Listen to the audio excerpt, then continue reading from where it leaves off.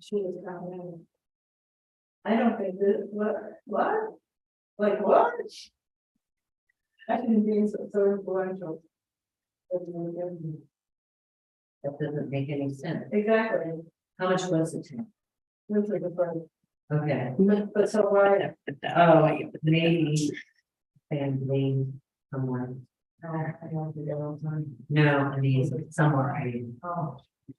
don't have to do difference.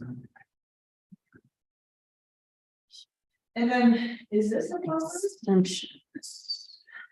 I thought the interpretation.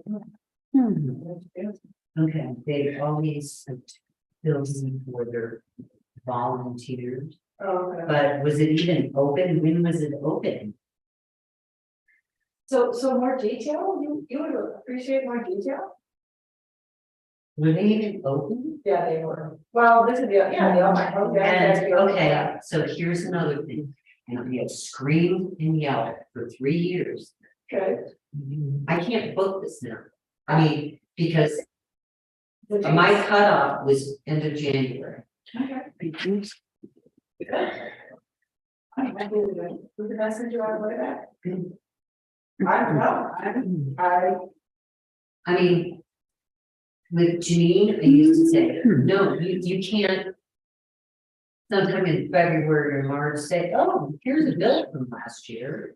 yeah, no, I get it, and she just mentioned that to me when she kind of. Hi there, Deanne. How are you today? How are you? I'm good. I have been having problems with the video on this and it looks like it's acting up again. So I may turn the video off, but I'll still be here. Okay.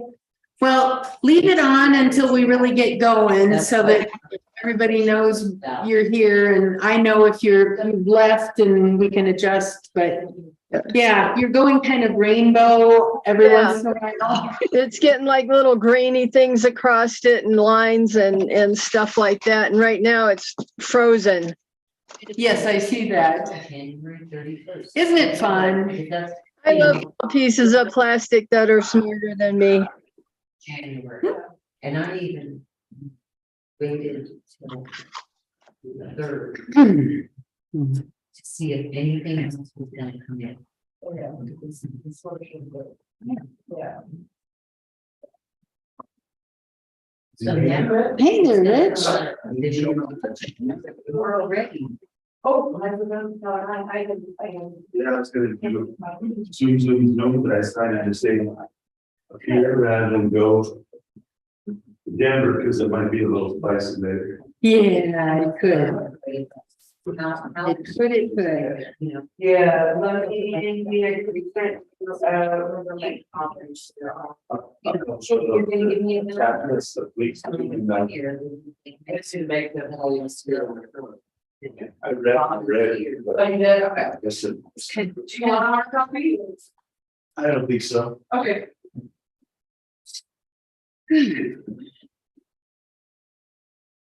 So we're bracing ourselves in case we get the 10 inches, they think. Yeah. Or No more. idea. I know. I was really glad to see that the Dr. Cog meeting's been moved to virtual. Like, I was gonna beg out again. I mean, the same thing happened last month and they went to virtual and it all worked out well. Good. Yeah, yeah. Yeah, a lot of times I end up going in, you stay in there late, get kids picked up, and then the weather's junky. And lately, what's been a real issue. Mm, Folks, semis, not having chains, and get blocked when they get out of Denver. So attach, And then I had to but I think I. work at like 7 o'clock in the morning, rather than 11 o'clock. Makes for too long a day. yeah, yeah, that sure does.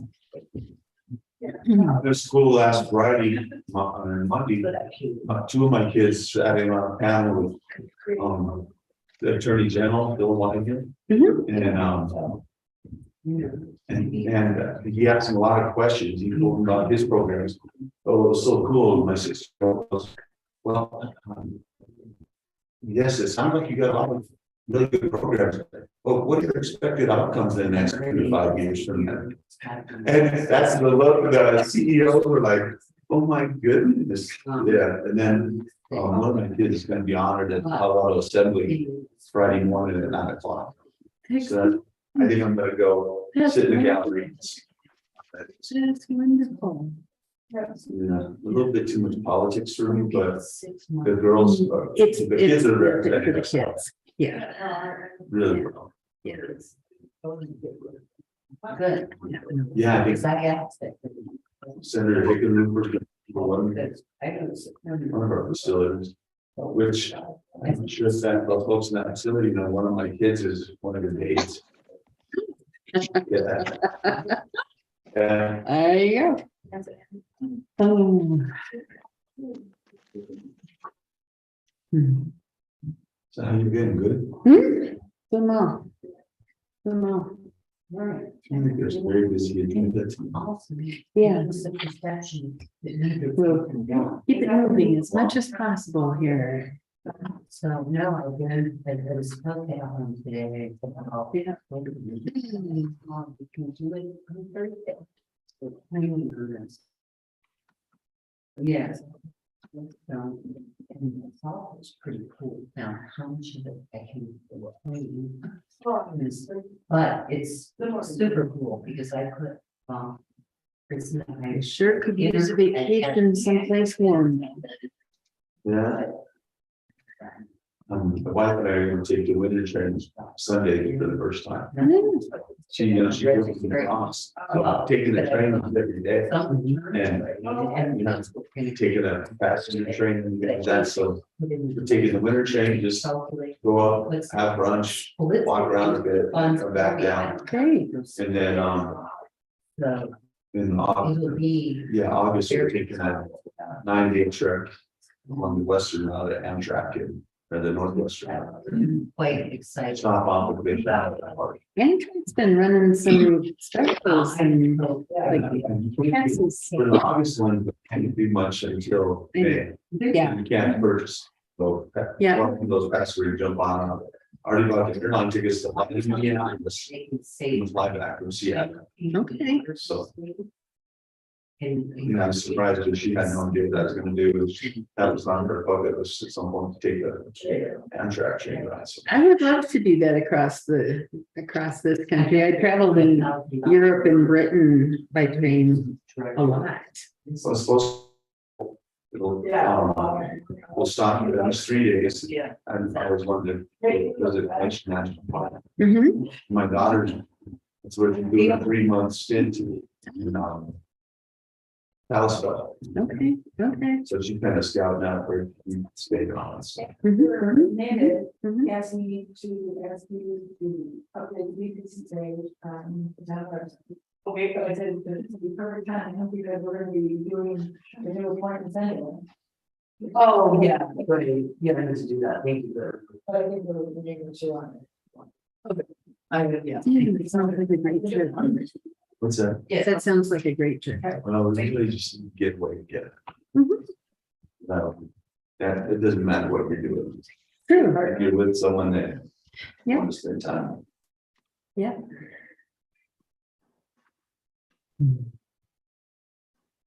Hey, we got 2 of us. Rich and I just spoke twice. Deanne's here too. That's right. Yep, we're almost to the quorum stage, just not quite. Nothing like cutting close.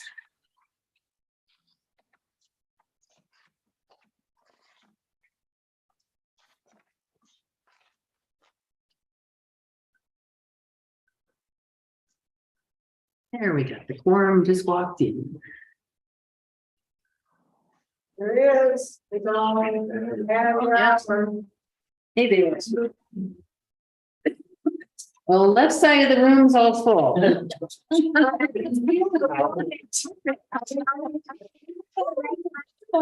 I'm sure the wind is throwing that off balance too. I was down, he needs to scoot over. I don't know.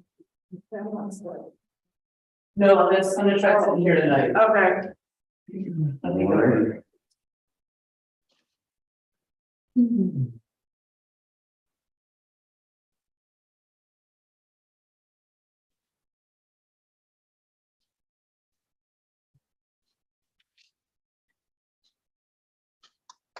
How's it going with you, John? Good. Good. Busy. You always are. I am, I know, sorry. Sorry. No downtime.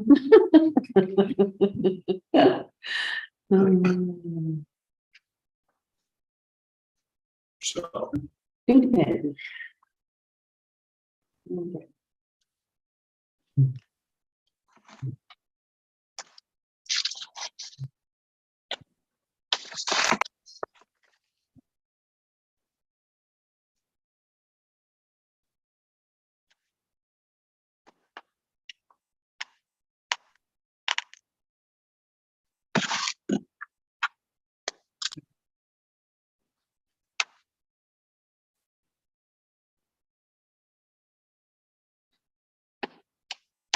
Okay. Okay.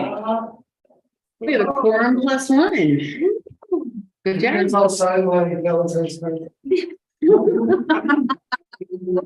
The chocolate.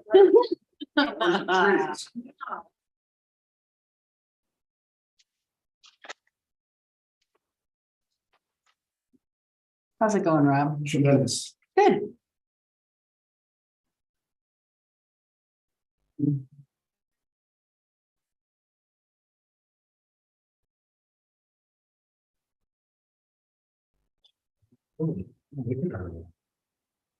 Five minutes. And that's okay. It's gonna be a lot about good science. I should go back home. Right. There's meetings. There's meeting. Hold it and then pull back out. Speaking of, how's the house? Tremendous. Yeah, it's great. Yeah. Glad to hear it. Actually, we had a leak under our sink and got out a wrench and fixed it myself. Oh, I'm a homeowner. yes, you are. That's awesome. I'm a homeowner now. That's awesome. Big time. Right? Although Susan tried to make a garage into our house when she backed into it and put it into the, yeah. Right, yeah. Oh, well. Happy not offensive. No. You could be on that, you know, what is that, Nightline, Dateline, whatever, you know, where they all do all those murder, you know, who kills which one. But who done it? She watches every single I one. maybe she really wasn't. Oh, I was in the car, I'll tell you. Oh, Slow down, slow down, slow down. Oh, well, right? One of my friends in high school was pulling their family car into the garage. Had her learner's permit still and picked up the gas instead of. Oh, yes. And she did pop the back wall of the garage out. Yeah. That's great. allows Yeah, it to breathe better. yeah, it improves ventilation. This is the material for her rehearsal dinner tests. Have you ever told you the time? Yeah. I did, Rick. Hey, Rick. Feel heavy on this side. Right? Jeff should be here. You know, I don't. I think we should just have Ron move over. I can be an attorney, but I'm not an attorney, but I play one on, well, these meetings.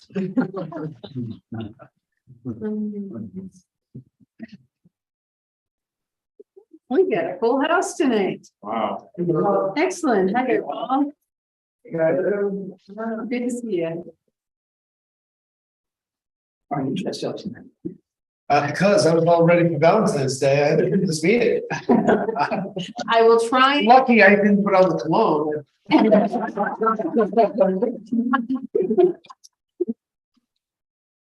Oh, You would have. oh, man. There's something I like about you. Yeah, the reason why I was born in November was because of the Old Spice at the Valentine's Day. Do the math, I mean, come on. You're lucky your name is Rob and not Valentino, but. Right, exactly. Oh, that. That's extremely waspy.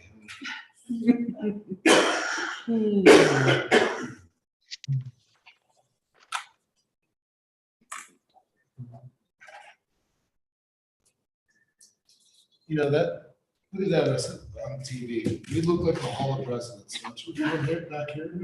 Right? If you Yep. squint, don't you think? If you squint. Famous painting or something. Yes. Don't we look like famous painting? Yeah, it's practically the same.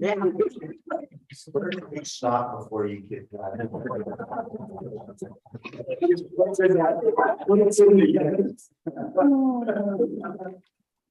Hi there, Robert. Robert. Hey, Rob. Oh. I don't, In trouble. I don't really want to get going too early because I think we should look for Jerry as soon as how we got some of these ordinances and resos and stuff. That slide, like sliding the whole. Yeah. Wow, 5:59. I need to help with finding activity. Well, you have to text me. Very sure. I just saw parkour. So Wow. I just don't see it. he would have texted me if somebody. It was on the. All right. Rose colored glasses. Think we're gonna get a bunch of snow or It's loose about it. Anybody's guess. I don't put money on anything. So I recognize the blood. That looks like it's the ring. Exactly. I was just relieved that the Dr. Cog meeting got moved to virtual only. Yeah. It's like, please, Yeah. just in case. Yeah. Oh, is that tomorrow? Yeah, Oh, yeah. for the big snow that we found this year. I told you you would come. Yep, there's Jerry. So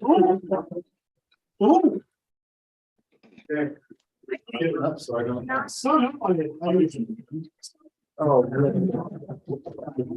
Speaking is genuine.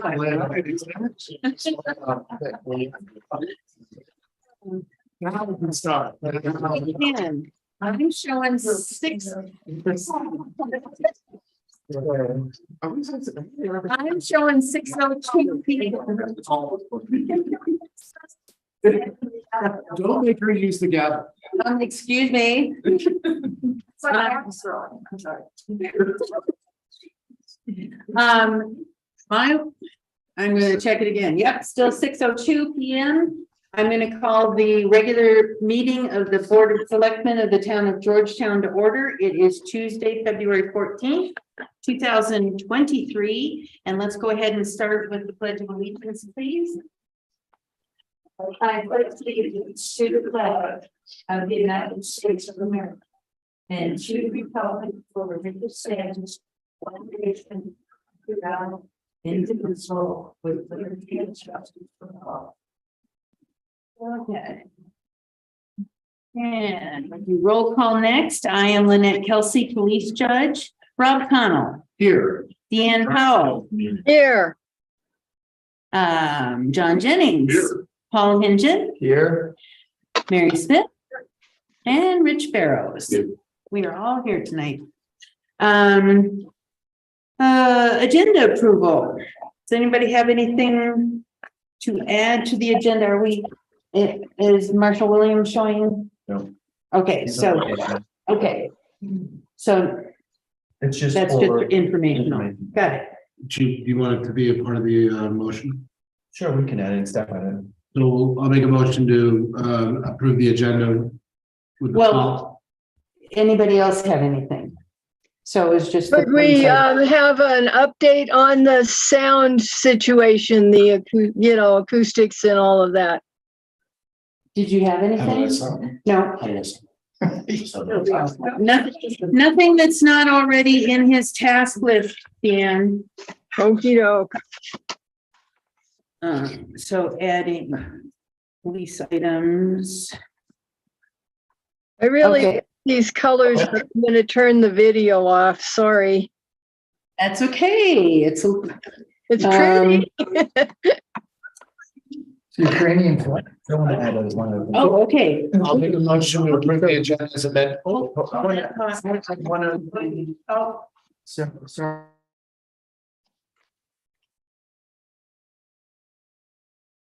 No, but that is Craig's ADU information. And so I just wanted that to be part of it because it's, Well, let's mention that during the. an agenda item on That's an agenda. yeah, except for that document wasn't included. I Okay, understand that. gotcha. That's not a, yeah, it's not a separate agenda. Okay. All right, so near as I can tell, the only thing that we're adding is the police items under staff matters, so go ahead there, Rob. Okay, I think we are ready for I'll make- you. I'll make a motion to approve the agenda as amended, dated February 14th, 2023.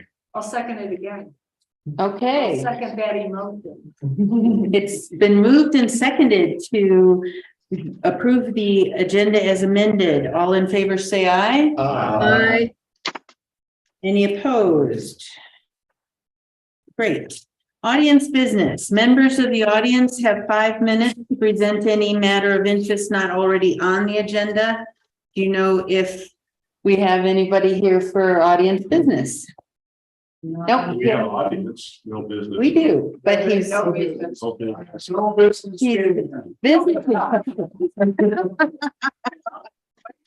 This must be Julie. Hi there, Julie. All right, she's on the agenda, so near as we can tell, no audience business tonight. Okay, next we've got the payables, and these will be dated January 20th through February 2nd, 2023. Any comments or questions on the payables?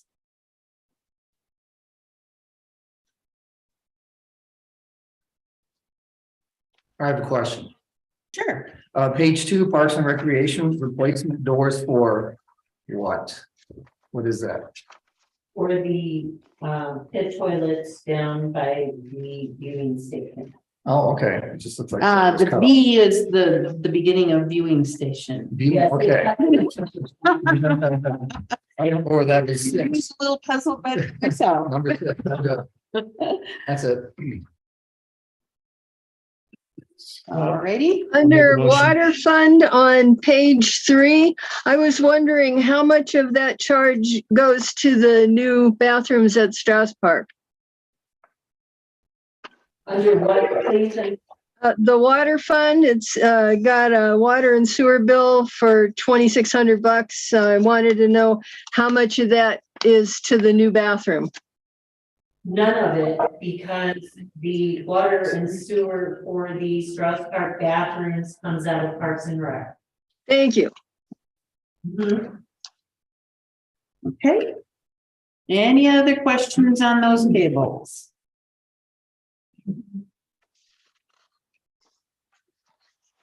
Hearing none. Did one, January 20th through February 2nd, 2023. So, It's been moved and seconded to approve the payables. All in favor, say aye. I, Any opposed? Right, motion passes. Next, we have the minutes of our last meeting, which was January 24th, 2023. Any corrections, comments, questions on those minutes? on page 4 at the bottom, it starts, it says under number 4, it's going to talk about lot and building sizes, but instead it talks about lodging tax. Oh, I see that. Okay, so that should have gone under ordinance. That needs to be moved over to, I think, number 5 is where that goes, and then new wordage for number 4.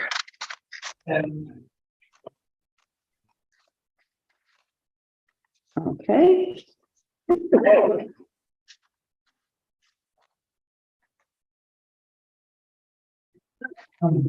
And I also wanted to delete the second bullet point under the agenda approval, because we did not amend the agenda to add discussion on the sound system.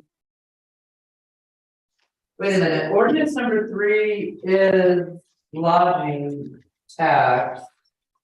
So I put the wrong title under ordinance number 3. Is what happened, it looks like. The two different Okay. things. I did the maximum lot, I did the, yeah. So I put the wrong title under ordinance 3, but ordinance number 3 is the lodging tax ordinance. So I need to correct the title. In the previous one.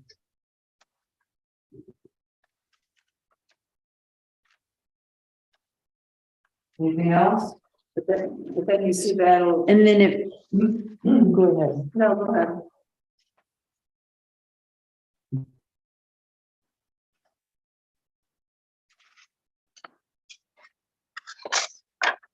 I put the wrong title under ordinance number 3. Ordinance number 3 is a lodging tax. Does that make sense? Yes.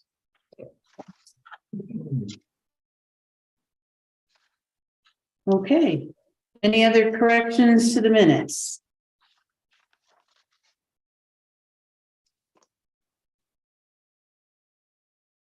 Who would like to make a motion to approve the minutes as corrected? I'll make that motion. Hey, wake up. Exactly. It's been moved and enthusiastically seconded to approve the minutes as corrected. All in favor, say aye. Aye. Any opposed? Motion passes. Okay, next, first item on our agenda tonight is, we have a guest, Julie Sutor. Sutor, did I say that right? Uh-huh. Is the mountain representative for Congressman Joe Neguse. Welcome. Thank you for having me. Yeah. Should I sit or stand or what's? So our camera's right there. Okay, So, okay, great. Well, I'll start by passing around some cards. Happy Valentine's Day. thank you. Thanks for having me, for being my guest. Thanks for coming and sharing the love. Yes, my name is Julie Suter and I am the regional director for the Western Slope portions of the 2nd Congressional District. The district just did a pretty decent shift to the west with redistricting, and so now that western edge includes Rock County and Jackson County, which wasn't part of the district before, and then pushed out a little further west into Eagle County. And so with that shift, the congressman felt it was important to establish a mountain office, and so I started working for him at Frisco in May.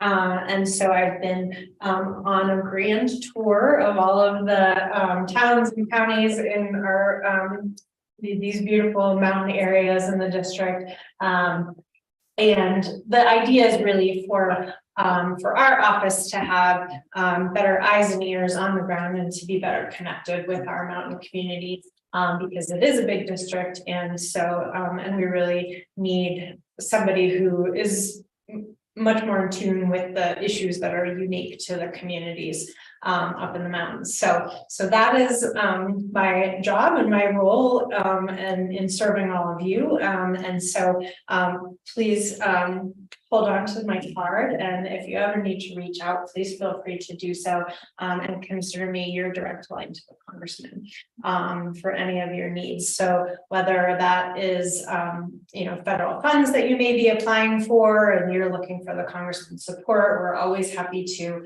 help out in that regard. If you're having issues with any federal agencies, if there's some way that we can step in and facilitate with the Forest Service or the Postal Service or any other agency that you might be, just trying to grapple with finding a solution to, coming to a solution for a particular problem or issue, what have you. And also just, so that we're up to speed on all of the priorities and challenges and needs that Georgetown has. And so we're, always really excited to welcome the congressman as well. And so please keep us apprised of any events that that you might like to invite him to. And we can throw in his calendar. Obviously, he's spending a lot of time in DC, but when he does travel throughout the district, it's good for us to know what events might be good to for him to attend here on the ground.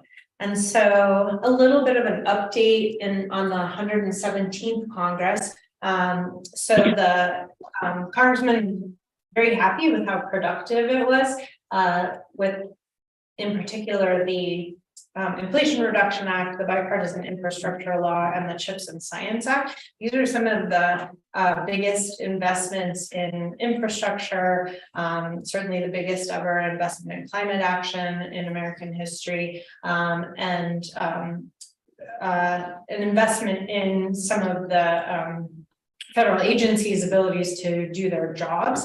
The IRS, for example, making sure that they're staffed up so that people just have the general customer service that they need as they're just doing their daily business of paying their taxes. So the bipartisan infrastructure law, we're seeing a lot of those dollars here locally. There was a $100 million contribution from that piece of legislation into the Floyd Hill project. And so that was a big piece of closing the funding gap for that project and seeing that move forward over the next few years. So we're hopeful that that will result in fewer disruptions up and down this section of the I-70 corridor. And hopefully you'll see a little bit of relief from that as you're a little farther down the line.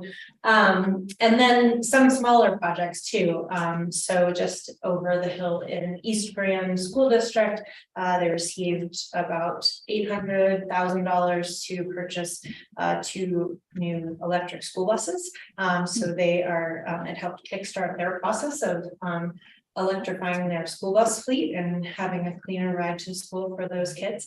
And so we'll continue to hopefully see progress on that front and many other climate measures as the dollars for those continue to be allocated over the next several years. So looking ahead to the 118th Congress, which we're in now, one of the biggest items on the radar is the Farm Bill. So the Farm Bill gets reauthorized once every 5 years. And this is a must pass. So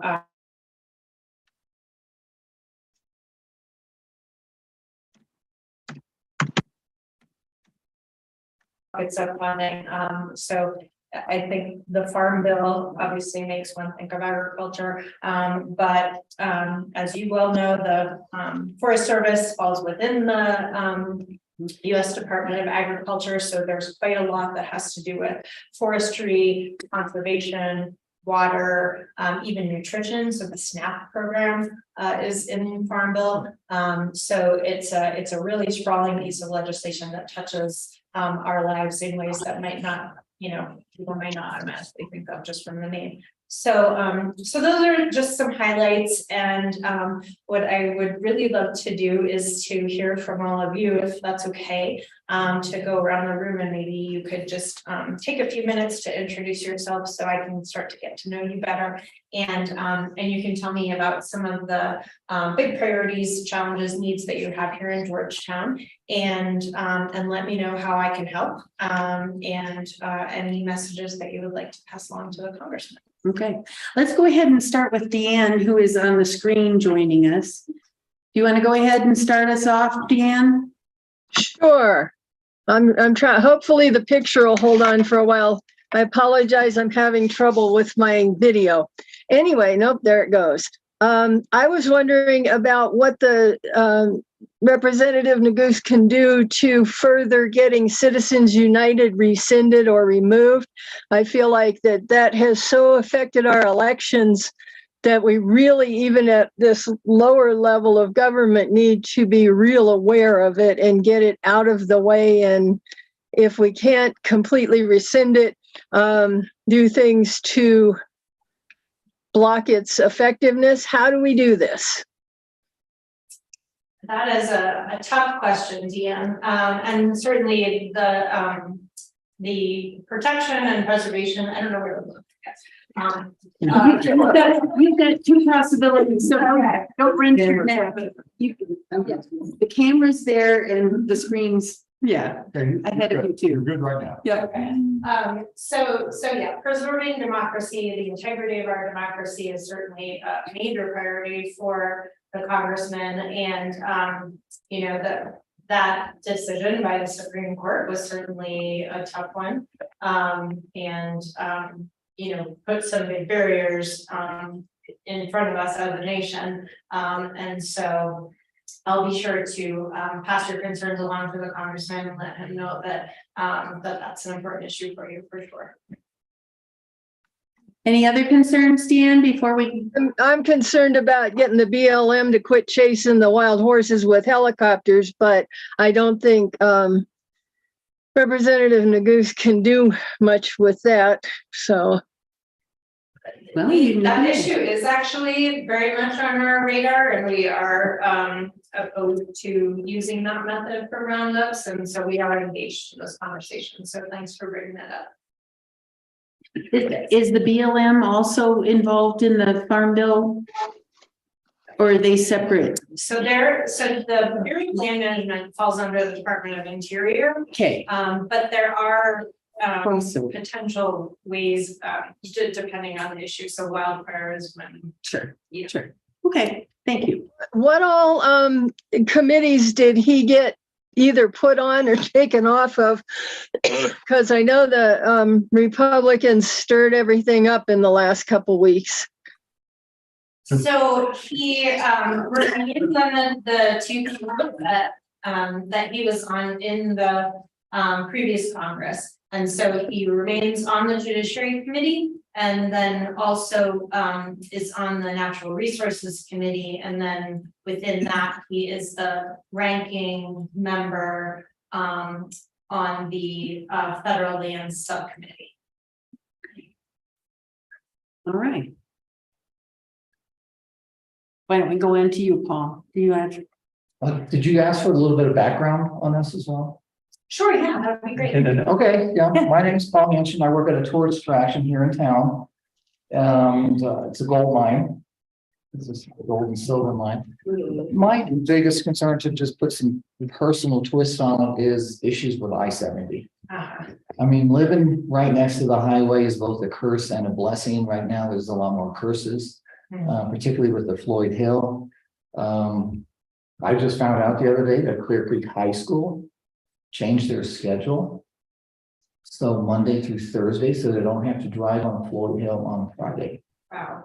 Same thing with, I had to go down to DMV and they were closed on a Friday and they had changed their schedules as well. So I grew up in Colorado. I've been driving on I-70 since I used to ski race at Vail, and you know, at that time it was sufficient, but it's just, it's not the highway becoming inadequate, it's just the number of people coming into the state.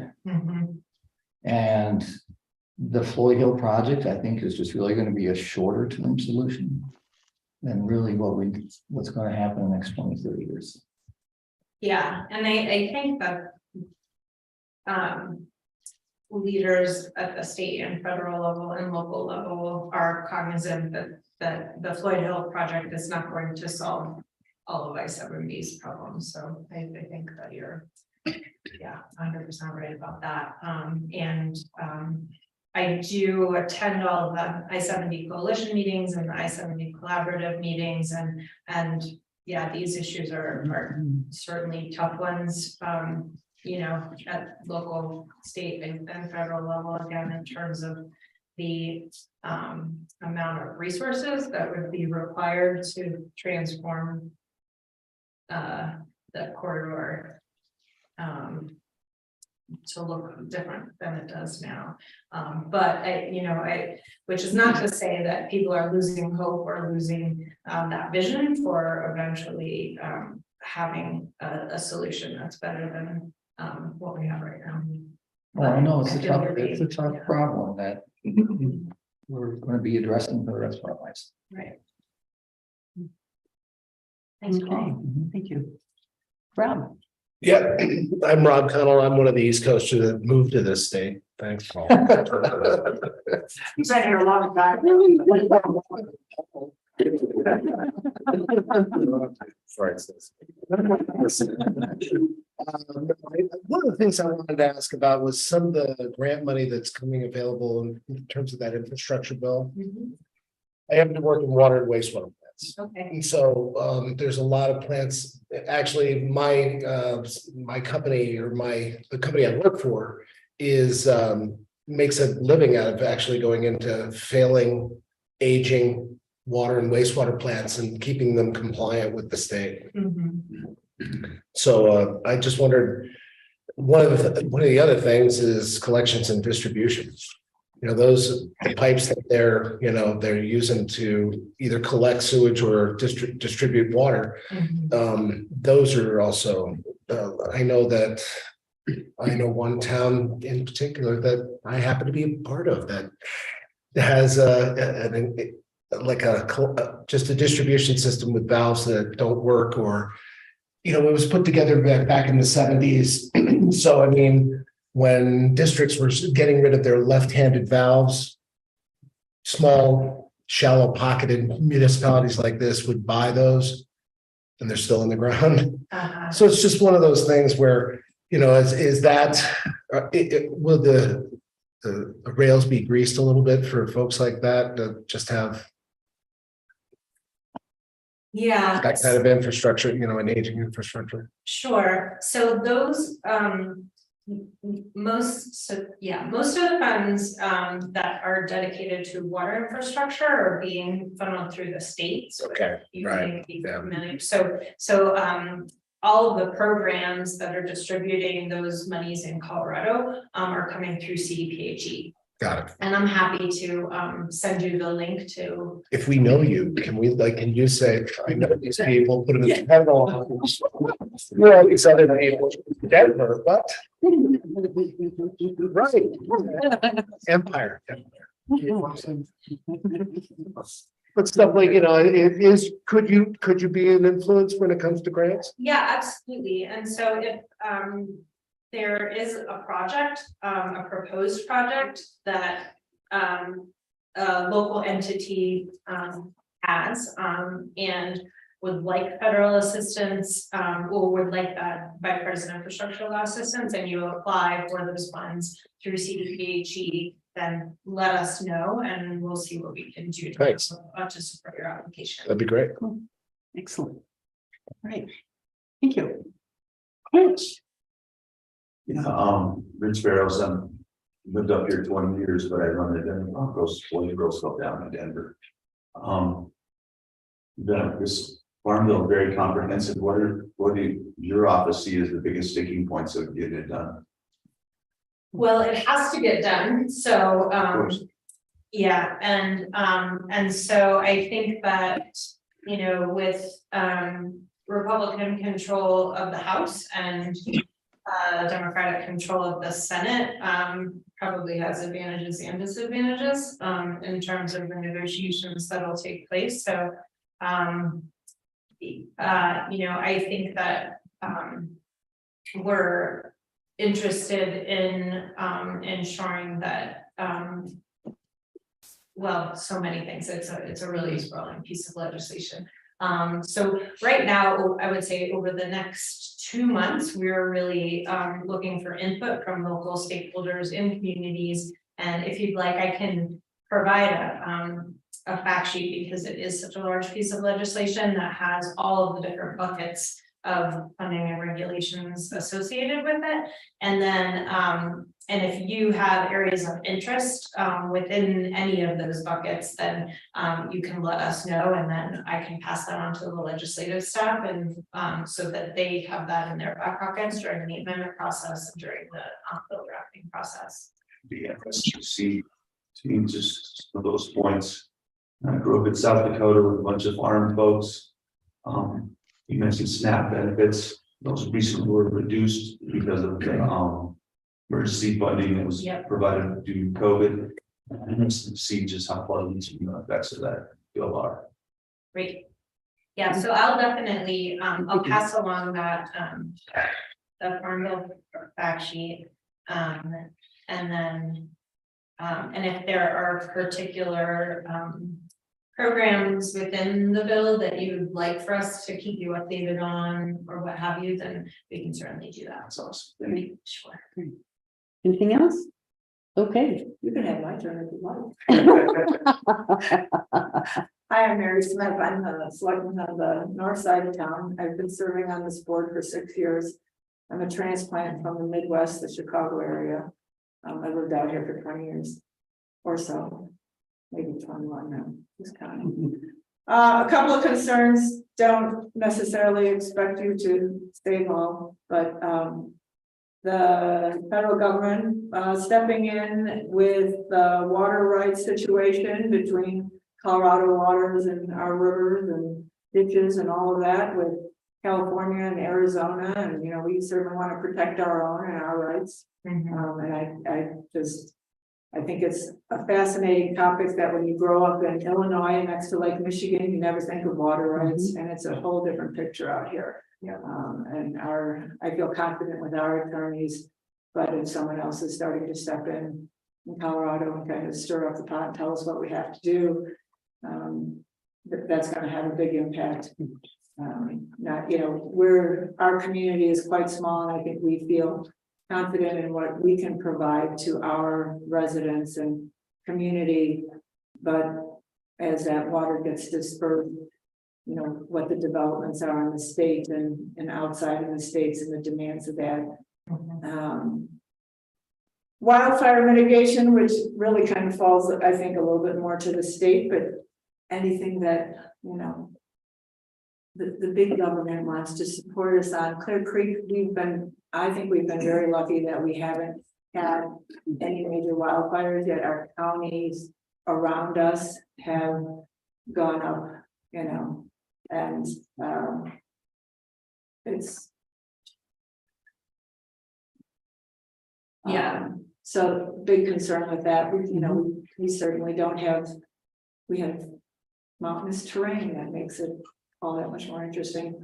And then the topical on our agenda, but very topical, is affordable housing. And we're taking steps here in our community to divert dollars to support what we feel we can start in our own town, and we'll be looking to the state for, you know, additional financial support, and certainly looking further into other pockets for that. And I think that's, you know, just, it's going to be a long project. So Yes, absolutely. don't expect any answers, just throwing it out there to them. Well, I do want to just offer up a couple of things, and I was looking at my notes for the exact number, but I believe that $10 billion between the Inflation Reduction Act and the bipartisan infrastructure law. $10 billion is allocated to wildfire mitigation, response, and recovery. And we have been pushing for those dollars to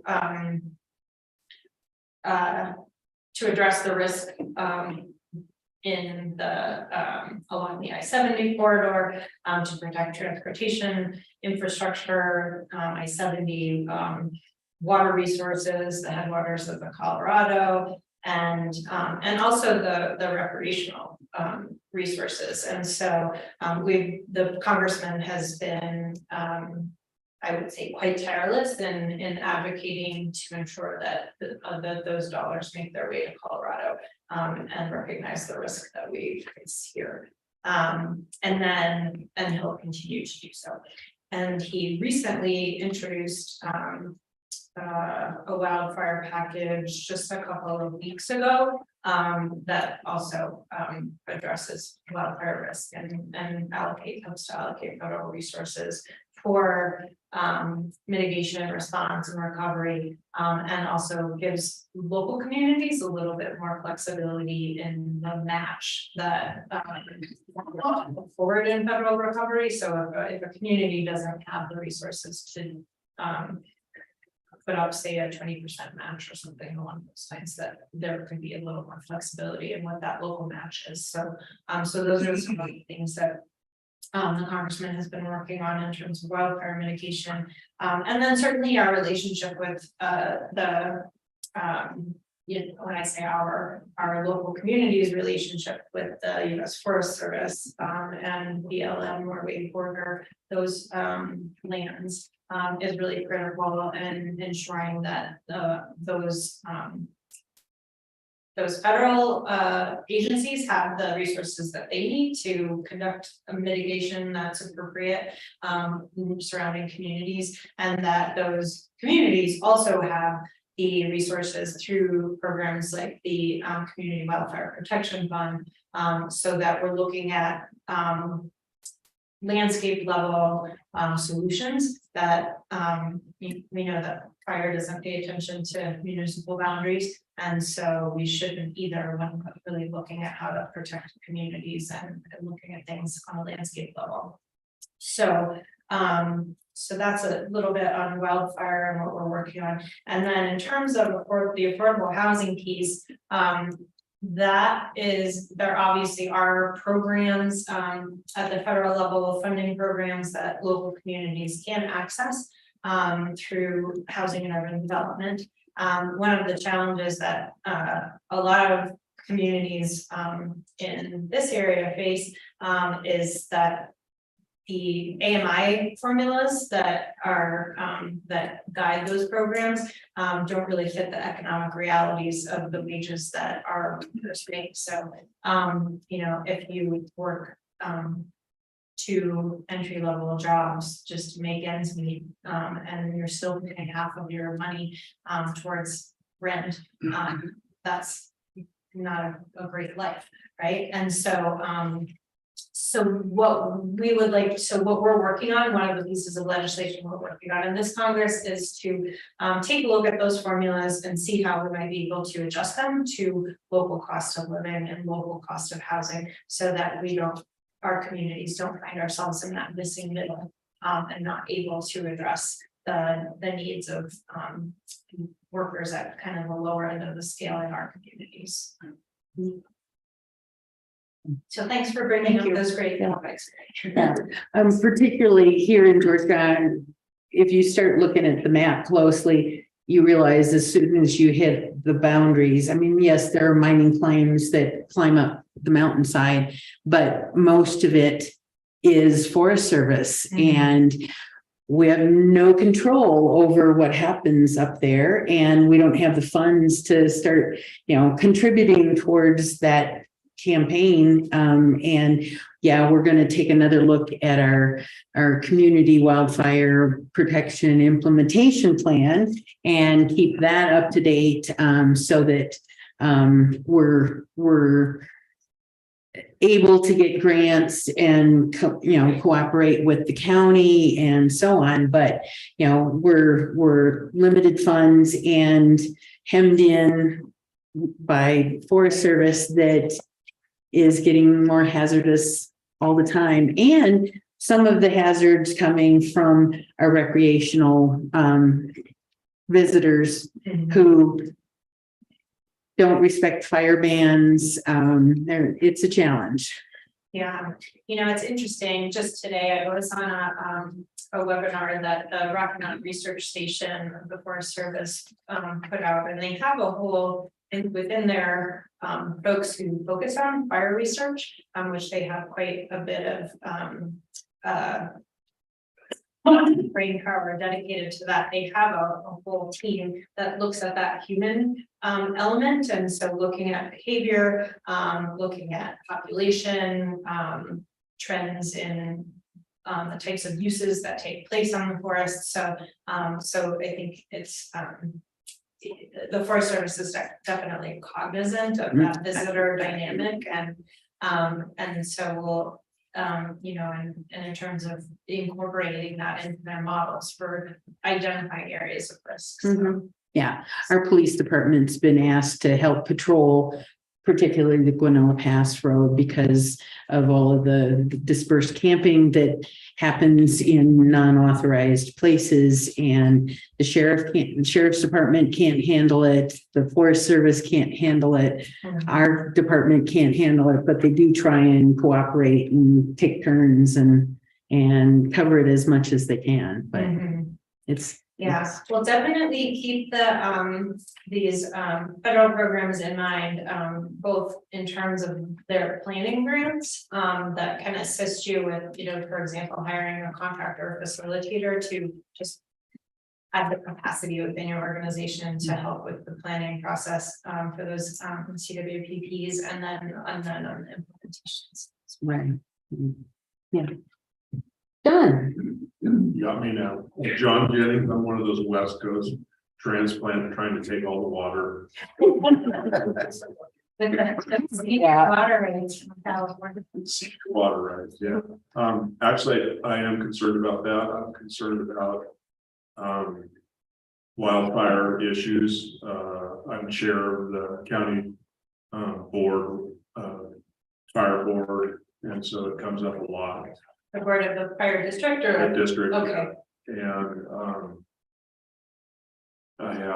I have concerns about floodplain issues in the town and real large dollar type issues with that and the interaction with the federal government, with the different agencies deal with that. Also, I guess I don't know if there'd be any help, but I do worry about the loss of revenues from the Henderson mine coming up.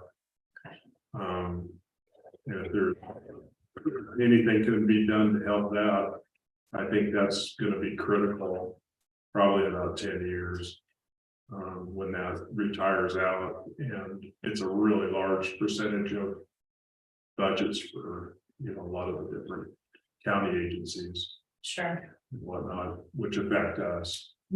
So just those kind of things. Are there any kind of major economic development priorities on the kind of any irons in the fire, would you say, or thoughts on how best to address that? Well, I think that we need to replace, you know, that revenue with probably tourist type of revenue, which could be hotels and reasons for people to actually stay and spend money in Clear Creek County. I think it's really a hard place to start industry. It just kind of doesn't fit, but the tourist thing does make sense to me. I mean, we're a county of federal land. Yeah. You know, a lot of recreation and stuff and transportation. So probably those avenues. I can't think of anything else. It would be it'd be nice if they could turn the Henderson mine into a research facility.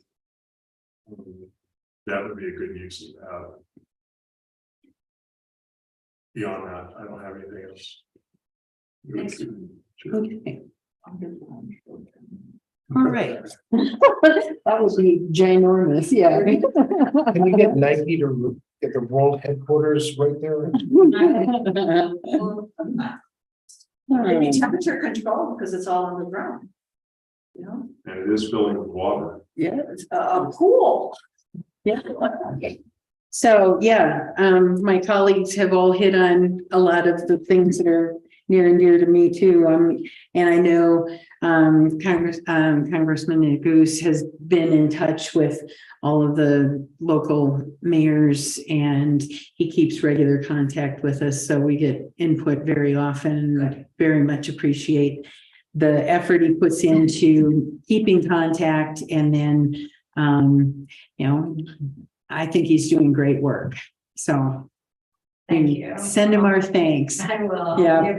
Yeah. So, Rick, did you have anything? Rick Corrigland, town administrator. I know we've Nice to emailed. meet you in person. Yes, definitely. Yep. I guess the biggest concern I can think about is all these UFOs that are all over the place. And All the aliens. but it all, in all seriousness, I saw on social media that, that there was a green lights that went across Hawaii, went across Georgetown. And someone took video of it and they kind of spooked out of like, what's going on? Because it went over Georgetown, the green lights with rays going down. Almost like it's a scan. So anyways, I'm sure you're aware of it, but it is our state and it is our city. So I think the things that I would reiterate the same things, affordable housing. If we don't do something, I think we're going to be in desperate measures in Georgetown. I mean, if we can't address our affordable housing, then our working class people are going to leave. Yeah. And therefore the businesses will dry up. So it's a huge concern with us. In fact, like Mary said, we are trying to even do some legislative acts in order to promote even development that's coming to even think about a deed restricted so that we can address that and keep our people here. So anything from the state level that could help, it would be tremendous. Infrastructure, I know that there's infrastructure bill and things like that, but as a small town, the amount of monies that come in from sales tax and everything else, it's just never enough to address our issues. And I've just recently been here about 9-10 months, and I've inherited a lot of issues. And it's I feel like we move forward one, and then we're backpedaling like 4 or 5 issues. And so roads and drainage issues, it's just we're plagued with that. So I don't know how much that trickles down from the state to the local area, but I would love to talk to you about that, of finding ways that we can get more help. So those are 2 big issues to me as far as locally. And then I would reiterate the fire mitigation. It really does concern me. And I think about like this summer, we had some torrential rains that came through that we haven't seen in a long time, and it created a mudslide. And it just, what that does, it reveals a lot of our issues, but I can't imagine if we had a fire, what that would do. And so, we just want to get way ahead of the curve. And if there's resources, knowing that we do have I-70 here, what can we do to be proactive to jump on those things? So. And welcome to Georgetown. Thank you very much. It's a real pleasure to be here. One of my favorite parts of this job is like coming into all these great old city halls and courthouses. I mean, this is fancy. It was actually a former fire station. They took out the fire pole. It's too many people got hurt. Even more to say things in it. One, I do have, I have a follow-up question. Can you tell me a little bit more about the demographics of your workforce and some of the economic dynamics there in terms of where they live, where they work, what types of jobs, what kind of income levels, and then also if you could then, and then the other piece, tell me a little bit about your housing situation. So are short-term rentals an issue here? Where do you see the pressures coming from? Do you have a lot of the digital nomads who haven't left since the pandemic? What's going on here? Large question. So Mary might be better, more in touch with the business community and what's happening. I mean, I know I see help wanted signs in a lot of the businesses, and a lot of them choose to, close down for extended periods of time this time of year, because it's slower than slow in Georgetown. And I've been here for over 40 years. And it seems to be, January, February until spring break starts. It tends to be pretty slow. We lost one of our mainstay restaurants right at the beginning of the pandemic and to a fire, and it's still not back up and running. It's being repaired and restored. Trying to trying to attract the tourist dollar by holding events, but then still giving the people who live here the quiet time that they moved here to enjoy. I mean, we don't want to have everybody be on duty 100% of the time. That gets really old. Right. And we community into this world. well, and we don't have the same proximity to the highway that Idaho Springs has. And so Idaho Springs has 3 exits, and they get overrun.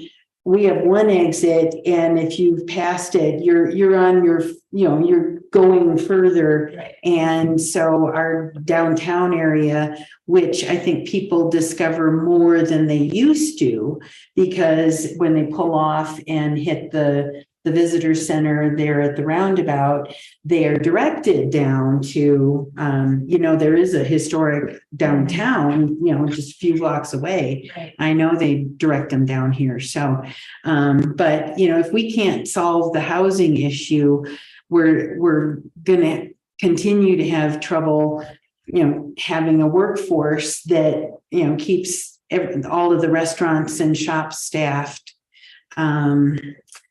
Daycare is a problem. It's in really short supply. And the county, we're trying to find solutions, but nobody's got the ready capital to just throw it at the problem and make it happen. Our population is aging. There's the closest retirement housing situation is down in Idaho Springs. It starts to become an issue of altitude too, in some cases. I mean, where our altitude's challenging if you wind up having to be on oxygen, and it doesn't really lend itself to even modest size retirement homes. Yeah. So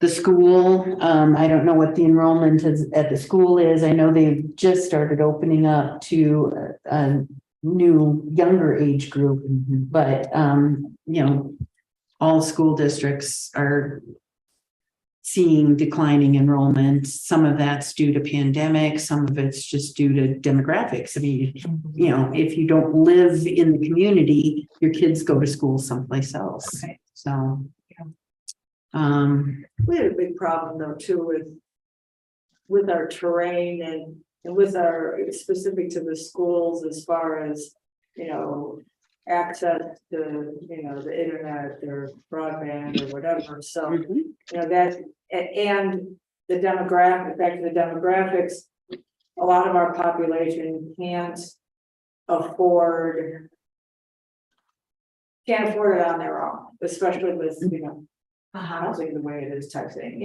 It's that vicious cycle where yes, we want to bring in the opportunities for potentially more tourism. But it's just like Summit County.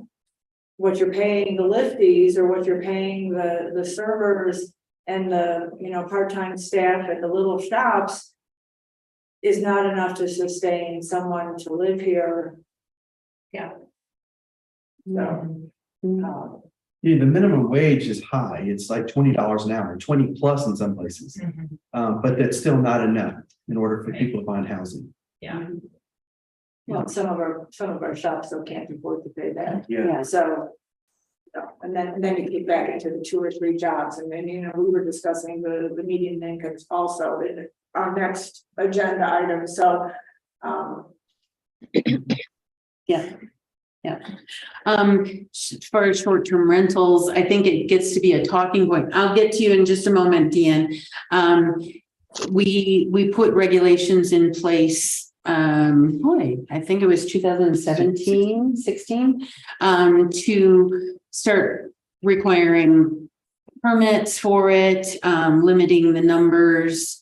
Looked at them a few years later to see if that was still working. We actually reduced the percentage of allowable units in the older part of town, just because the streets are narrower, things were starting to be really concentrated, too many one specific area. So Yeah. we've Taking up 5 parking spots and, yeah. yeah, and feeling less like a town and more like a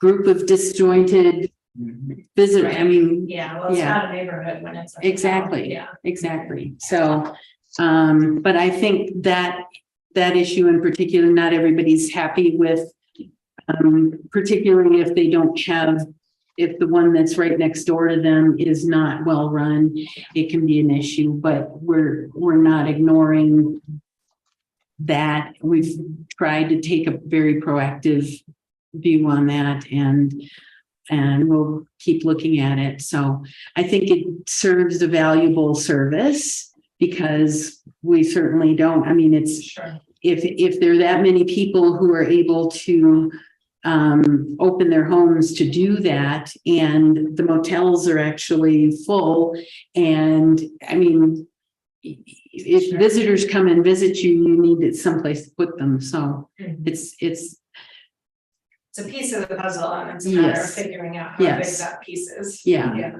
But we saw early on that we needed to pull in the reins a little bit and not let it take over the town. And Yeah. I think we did a good job. So Sounds like you've been really proactive. trying. Just kind of kicking themselves for not having to hold the reins in. And the longer you let it go, the harder it gets. Yeah. Yes, Deanne. I wanted to mention that Georgetown is a unique situation too, because of our historic basis, because we're still a territorial charter. We're really connected to the past. We have a national historic designation, and we have to be so careful that that doesn't get destroyed, because like John was saying earlier, there aren't a lot of reasons to stop here. And if we get all sidetracked onto doing some kind of a housing that ends up making here look like Breckenridge, we lose the one thing that we have, which is our historic designation. And we have to keep that in mind at all times. And it's so easy when someone comes in, and that's why I'm saying this to you, Julie. We aren't the same as every other place. We've got us in Silver Plume. We have got to be really careful about this historic background thing and not allow that to get damaged, or we genuinely aren't even a speed bump in the road going between ski country and Denver. Thanks, Deanne. Okay. One other thing that I failed to mention that I would be remiss if I didn't, is the community projects funding. So it's congressionally directed spending, and the proposals come through each individual member of Congress's office, and through senators as well. And so we don't know exactly what the parameters of that program look like in this Congress. And we have a new group of folks in charge who will determine what that looks like. But it looks like, based on the conversations that we've been hearing, that program will continue to go forward. And so those are projects that are in the, say, $1 to $3 million range, that, well, not the entire project, but the federal contribution. And so if you have, a number of partners, and so just as one example, I think it was about $1 million that is going to a child care center in Silverthorne. There are projects that I want to say, let's see, in Eagle County, one went to a recreation project, so a trails project. And so,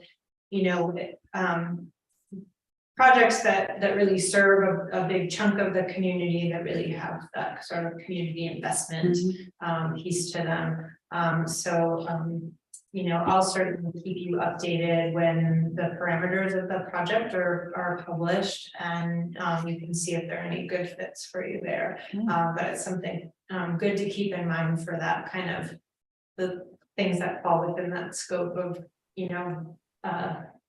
a $1 to $3 million contribution, and especially if it does have a lot of good partners, then it can be a great help for projects that fit kind of that scale. Wonderful. All right. Well, thank you so much for joining us tonight. Thank you so much for having me. It's been a real pleasure. Thank you.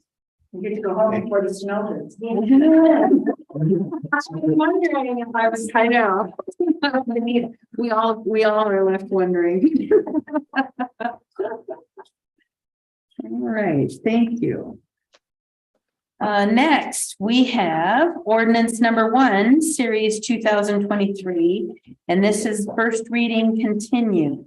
An ordinance amending the Georgetown Municipal Code by the addition of a new chapter 17.49 concerning affordable housing. Okay, I appreciate the board's attention to this, and you will recall that at the board's last meeting, we ran into, I think the difficulty that we ran into was the words were getting in the way of what policy choices do you want to make? And I can write an ordinance and we can go through it, and the policy decisions kind of get made pretty easily within the text of the ordinance, and we can get it done. But that didn't happen, and I'll take ownership of that as well. We were not getting the policy decisions out of the words were in the way. And so we decided, and I think it was a good decision, to create an outline. And this is sort of almost work session level. But I sat down and did this outline. I went through it with Rick. He and I added some things.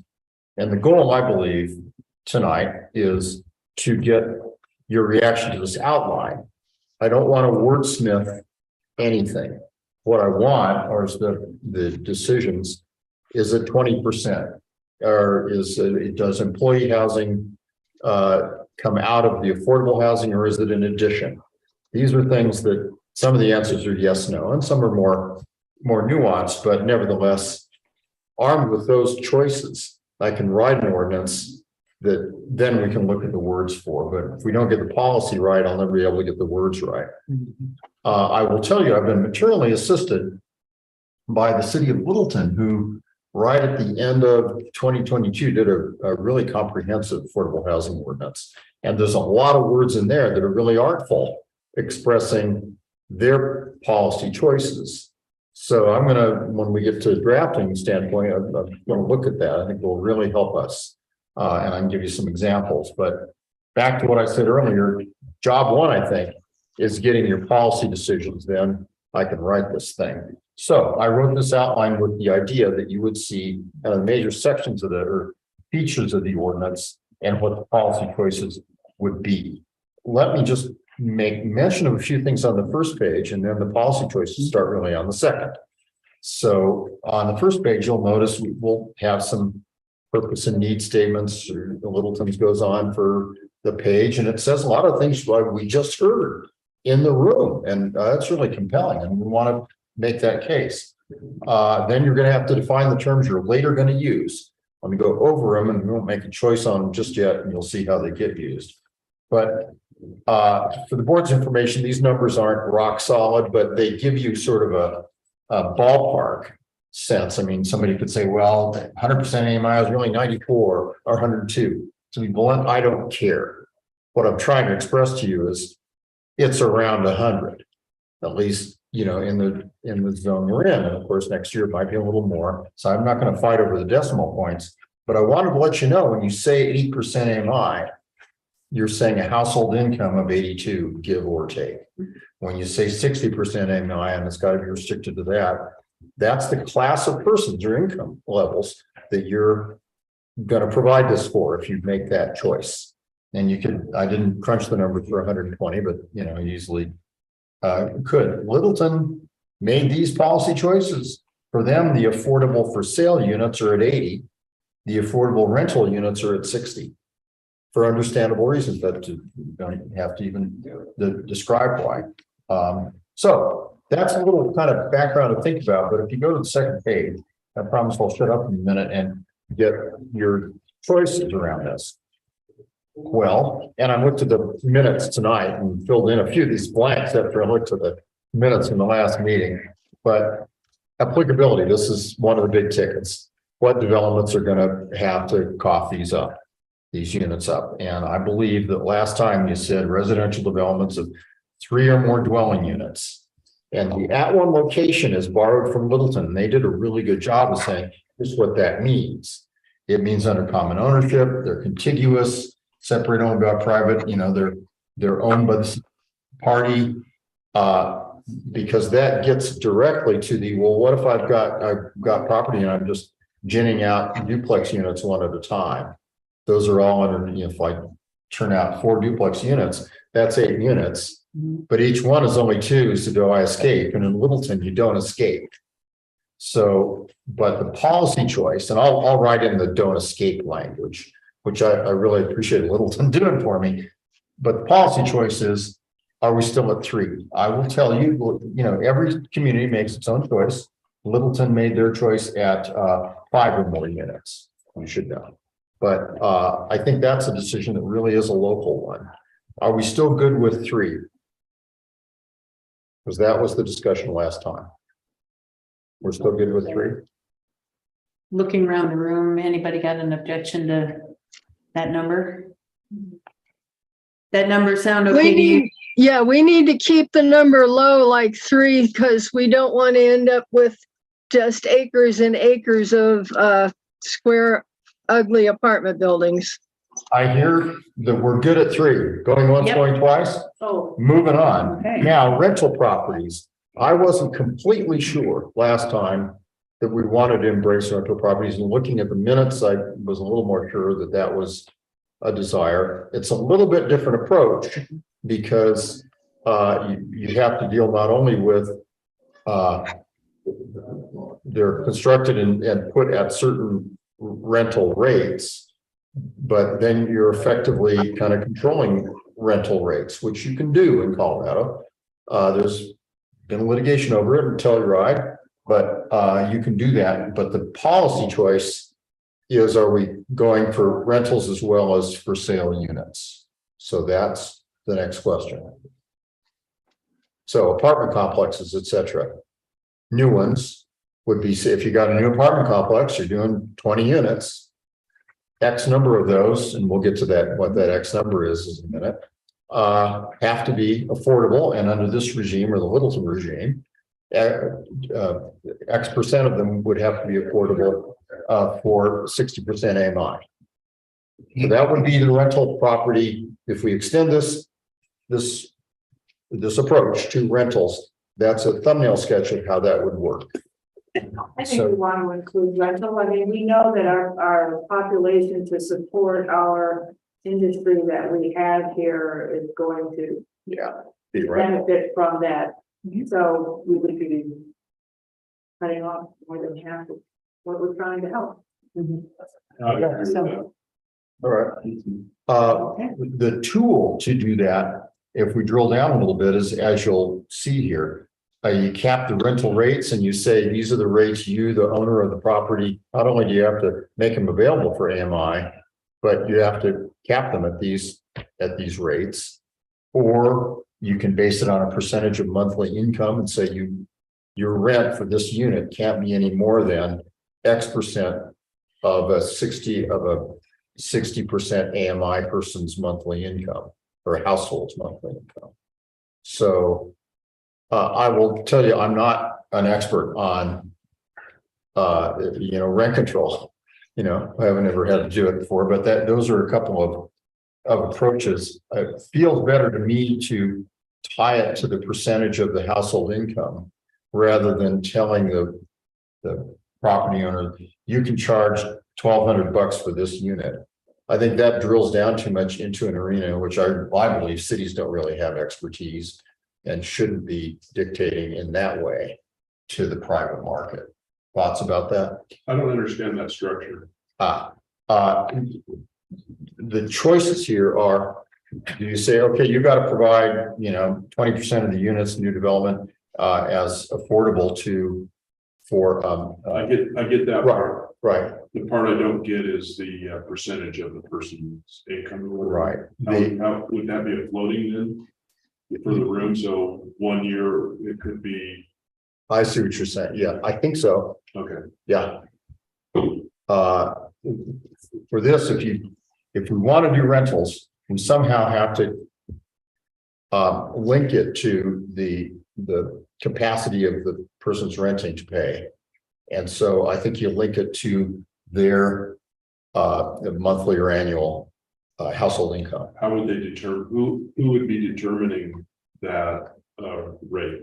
Yeah, and looking at the Littleton ordinance, it's the rental property owner gets that information from the renters, From the applicant. from the applicants, and as a part of the application to rent that, those 20% will say those units. You apply for and you provide that information, you document it in various ways, and then the rental property owner says, okay, you qualify. So you're using really the rental property owner as kind of your enforcement arm or your tool to get that done. And then Will he be able to selectively take the people with higher incomes, which then kind of screws up our worker bases that work in restaurants and the like that don't get paid as highly? well, no, because if 20% of these apartment units have to be made available to persons at that income level, then there's a record created of the people that are eligible for that. And somebody with 100% AMI would not be eligible to rent one of those units. So that's how it works. So I don't mean to keep hitting you. I'm sure. Would we be using a household? So it'd be Household. two incomes. Yeah, or however many incomes want However, to live in that unit. It would be household income. Yeah. So maybe every year they would have to provide their income tax statement, and then their rent would be adjusted accordingly. Yeah. Down the line, there's gonna have to be some interface though between, ABC Apartments that is renting that 20% and the communication with the town, whomever that falls under, so that because the complaint will come. Of course. And I know we're not there yet, Yeah. but yeah. I would envision this ordinance having a robust reporting requirement from the rental vendors to the town. Yeah. The for sale units are a little easier. Once they're deed restricted and it's plugged in, it's, going to come up on title. That doesn't really require a lot of hands-on, enforcement oversight by the town. But the rental system inevitably does. That's why I called it out separately, because it's a bigger lift in a way. Yeah. But I'm compelled by virtue of the fact that it's a more important lift for a community like Georgetown, because those are the people that are really struggling to find a place to live. Okay, all right. We'll do that. The next bullet under applicability, should the affordable units be dispersed throughout the development or not? And I saw the minutes from last time that say yes. Now, in a 3-unit development, there's not a lot of dispersal that's going to happen, but I will write that. Related to that, something I just read in the Littleton ordinance that I assume you'd be okay with is Littleton says, and the affordable units have to be comparable in quality, design, number of bedrooms. Yeah. To the other units. So you don't have like 3 nice units and the 4th unit is, a dump. And good for them. There's pretty good language. I'll steal a lot of it and give them full credit. But I thought I'd mention it along the same line as the dispersal. And that came up last time too. I mean, I realized that was just one small piece, but yeah, we commented that we expect it to be the same quality. It's not like you're putting in crap cabinets when everybody else is getting. If let's say there's 3, affordable units, if you put them in, like that end of the building, instead of dispersing them amongst people, then obviously, it's gonna degrade that end of the building. Right, which we are dispersing, and we're saying we want them scattered, but we also want those 3 affordable units or however many affordable units. Where you and I would walk in to them and we wouldn't know the difference that they're affordable or they're paying top dollar. Right. They are built the same with the same, You don't want the quality or unit whatever. identified by the caution tape. Yeah, Very good. right. Okay, good. That's very helpful. That, and I deliberately put the biggest policy questions kind of at the top here. So the next big one, because they work together, is, okay, I've got to provide, 20, I've got to, this ordinance applies to me, I've got 3 or more dwelling units in this new development. What percentage of those dwelling units have to be affordable? And Littleton is at 5%, interestingly. I think I heard 20% from you last time, but help me out. And let me say that these are related because we will have affordability. And you also directed, because I just read the minutes from the last meeting, and for local employees as well. But the question is, are those 2 separate categories? And the answer was no, or only in part. You had said last time that half of the, whatever number of affordable units we require, half of them have to be deed restricted for local employees. And I'm fine with that approach. So I'm fine with what amounts to fill in the second blank here at 50%. The real question is, what's the first blank? Which is, let me pause it. It's a 10-unit development. So if it's 20%, that's 2 units. And one of those units would have to be an employee unit. At 20%, at 30%, more and whatever. And Littleton dealt with the problem of fractions with a language I won't bore you with, but it's a round up. So there's a rounding rule so that you always know, if you've got a 15 or a 3-unit project, or, you've got a project that results in a fraction, they round up. But my main question is, what's the first blank here? Because the development community will really want to know that. Yes. So I don't think 5% would be really difficult for people to look at. 20% would be difficult. Dollars. Is there a buyout option that we're? Yeah, there will be. Yeah. Okay. And it's on the list coming up. Yeah, I think I'm comfortable with 5%. So 5% of the development Yeah. is affordable. So in a 10-unit development, 5% would be not many units. Be rounding up. You'd be rounding up to 1. You'd round up to 1. Figure that roundup rule. We're not talking. I think 5% is It's a too little small. low. Is real low, very low. Our objective here is to provide affordable housing, and 5% provides one affordable house out of not enough.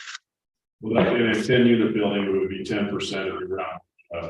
But it also becomes a deal killer, I think, for developers, in my mind. They just say, well, forget it, which, you're happy with, if you don't want any development. But later on, we're also addressing what kind of incentive we would give to developers to entice them to still develop under that. Now, I don't know if that would be enough of a balance. I thought we were talking around 20%. To me, if we don't have any affordable housing here. I think of 2 or 3 units in this entire community that fall within that designated definition. Yeah. And they're managed by the nonprofits. Well, what about the buildings next to the fire station? They seem relatively important. You talk to the people that live there and they wouldn't put themselves in that category. Now, you and I might, but I'm saying a true designated affordable piece. Well, tied to the income, yeah, you're right. We don't have any of that. True. I just think that if you get the number too big, you'll not get $80. Okay.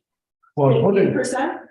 well, I'm wondering if like, is there a way that you can actually work with developers so that you can come to a, in other words, do we want to pigeonhole ourselves or be rigid in this right now? Because it might shoot us in the foot down the road. I'm just saying, I don't want to scare away a developer. I just want to be able to, have some affordable housing if you're going to spend that much money developing our town. But I want to be able to say, if, because they might say, we'll build 3 units, or we'll buy those units, somewhere in town. But Well, at some I just wonder if we ought to allow some flexibility so that we don't shoot ourselves in the foot when a developer does want to invest in this town. I don't know how you get something in place that actually No, you're right. requires it if you're gonna start introducing flexibility. Right. Other than giving them incentives or ways to offset, well, which later. So what if we, just for conversation purposes for now, if you think 20% is too high, I think 5% is too low, let's meet somewhere in the middle. So let's put 10% in for now. And then we go on to the other categories, see what we come up with for incentives and ways to offset. And then we can revisit that and say, have we built in enough incentives to be able to raise that and still be attractive, or do we need to leave it there? Does that make some sense? Yeah. Everybody? As a working number, Yeah. and then even in this meeting, let's come back to it after we've looked at it. Yes. While we're on this line, I'll put in 10% in that first blank. While we're on this line, it's now time to say for the for sale affordable developments, what number are we picking? 80, 100, 60? What demographic really, or what income level are we wanting to target and make these available to? I had a conversation with Sally Rush this week, and she knows this whole bailiwick so much better than I do. And her recommendation is to go with 120% AMI, because you're also trying to get that middle income professional, teachers, the firefighters, the category that in this real estate market, they're still left out in the cold because of how exploded that those prices have gotten. So if you put it at 120%, then they can't make more than that, but you will find plenty of people who qualify that are lower than 120 or 120% or lower.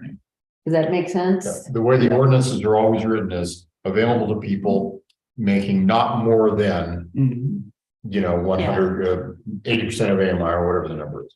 That's her So someone with recommendation. lesser, but still. Yeah. Certain- What number, what percentage were we talking about with Habitat for Humanity with the project down by? We haven't got that far. Well, but what were they Don't going they- around at the time? What is their criteria or their cutoff? Do you know? I don't, I mean, I don't recall. I don't either. Yeah, the other thing too, and I agree with what you're sharing with us. I think we have to keep in the back of our mind as we're looking at this whole project, what we can be potentially attracting into this market, the housing market, and what other services are or are not available as a community. So if we go with a percentage too small, the income level too small, people might need more than what we can provide. So we get them here and then what? You know, they have a roof over their heads, but I can't afford food. others, exactly. So I think we have to be realistic for who we are too. You know, countywide, not just Georgetown, but you know, county, Summit, Summit, whatever. So So I'm all hearing- part of the piece, but I digress. I agree with 120%. As a working number, that's what I'm hearing. Okay, Okay. great, and I know not to combine them, instead the second number is half of the first, I know what to do there.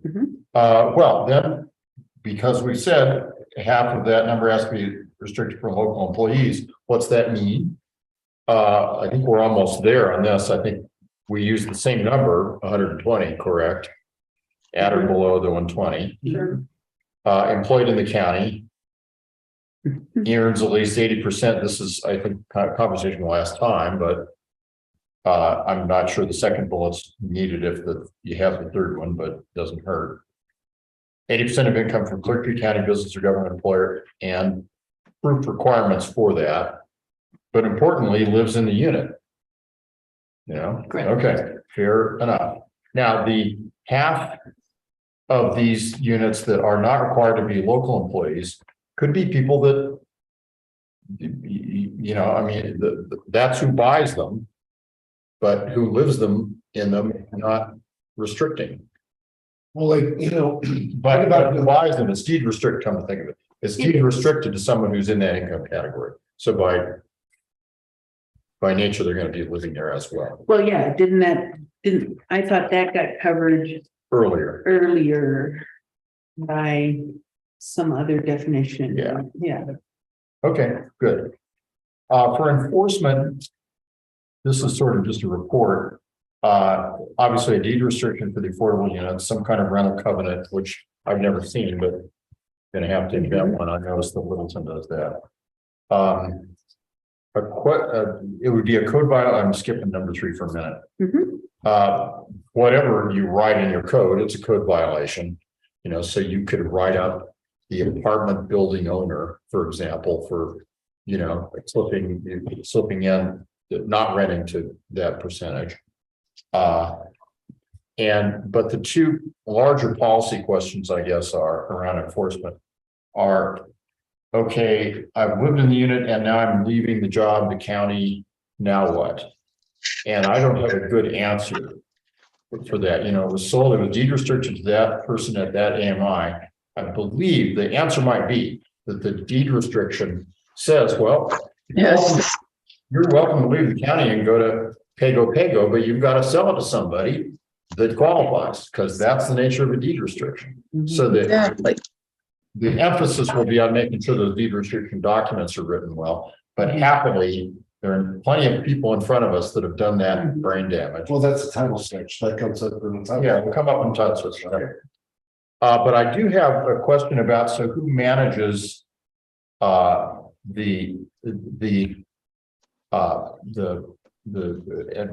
actually hold that, because if you're gonna, let's look at the alternative. Married? compliance Can we get option. married to do it? Yeah, we might have a management need when we look at these alternative compliance options. And we were talking earlier about incentives. So I've listed some here that I knew about. Some I actually read Craig Abrahamson's email again that he shared with you. He listed some. Littleton had some, so this is the list I've got so far. You said, can you purchase other units in town? Buy a house in town and rent it for that. I think no problem, right? It achieves the goal. You'd need to deed restrict it, but then fine. No objection to that. Fee in lieu, pay money instead. Wait, what did you just say, Jerry? Because it sounded like that way we're gonna end up with a ghetto someplace of lower priced or lower quality things, and then the new buildings are nicer or something. Well, That's why they have to be interspersed within each other, not buy another building away from there. that's a policy decision for this group. It's a pure policy decision. I had thought earlier, and let's lay it out there, and so I get clear direction. But I had heard earlier that if the developer wants, if they've got to provide 3 new units, 3 affordable units, and they choose to buy 1, 2, or 3 units elsewhere in the community and deed restrict those, these are units that presently exist, and deed restrict them at the same levels that's okay. That's what we agreed to last Yeah. time. or that was that, but I it's- thought we didn't agree to that last time. I thought we talked about it for a while and decided that we'd end up with a poor side of the tracks situation if we weren't careful. Well, let's go around the room and find out if my notes are accurate. So I'm going to start with Rob. Allowed purchase outside of the, I'm sorry. He's looking at Rich. Yeah. So Rich, can I see you gotta fill up in person more, Rich. What? It's younger and has more hair. Purchase outside or not, Rich? I guess I have to, that's one of my concerns, can they buy 3 trailer homes up on the hill there? And deed restrict those as units? And then you have someone, Yeah. Deanna's speaking to. Sure. So I guess what is Okay. considered a unit?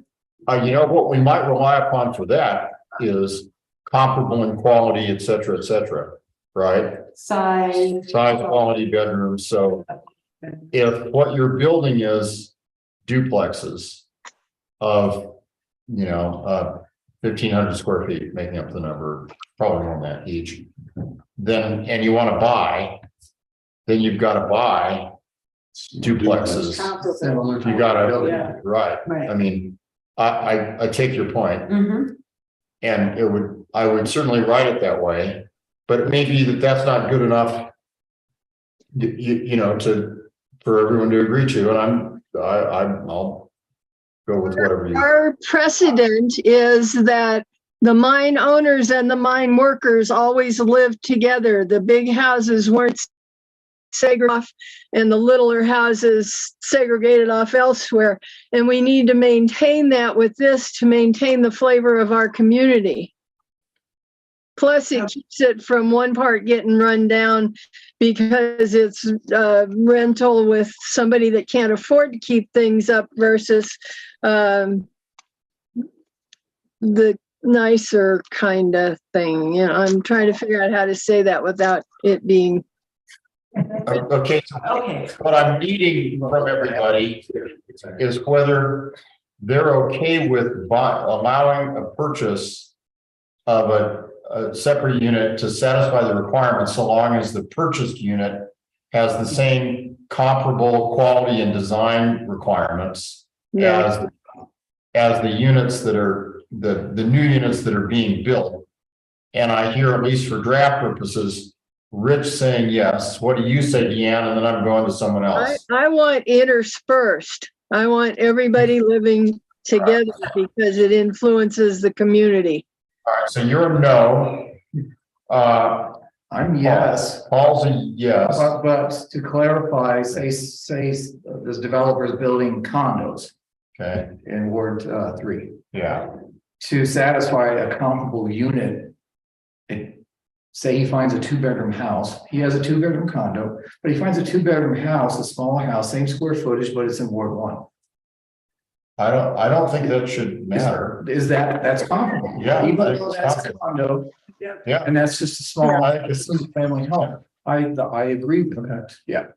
And when you see, if this becomes the rule, I promise you, then you'll see the language, and I'll bet anything we'll need to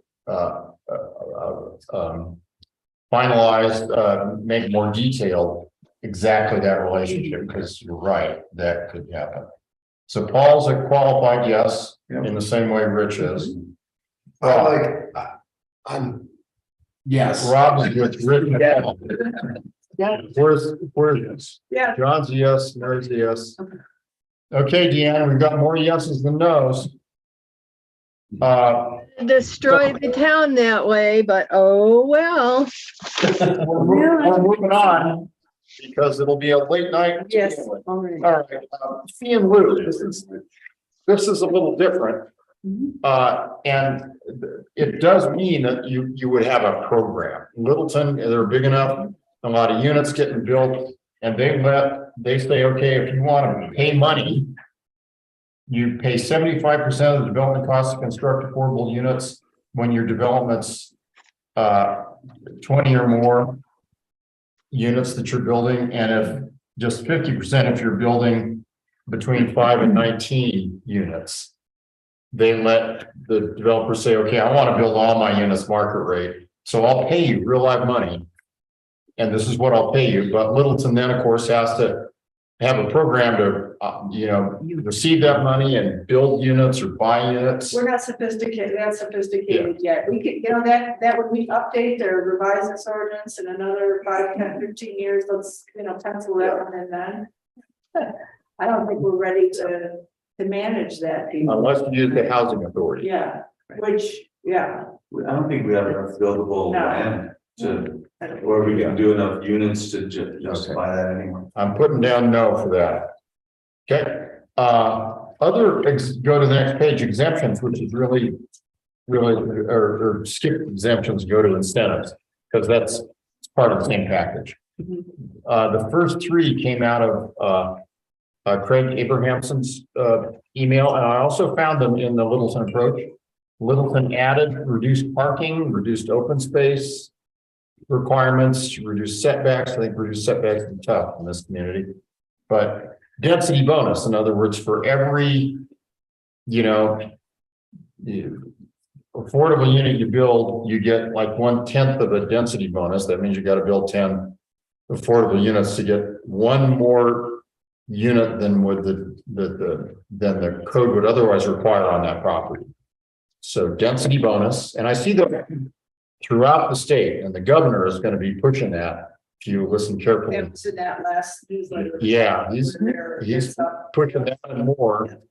He's absolutely pushing that as a way to, get more housing. But you can give me a heads up, heads down on density bonus, reduce or waive processing fees, permitting fees, streamline approval. I saw in the Littleton ordinance, it said, we slice out 1 meeting so that it's faster for you to get through your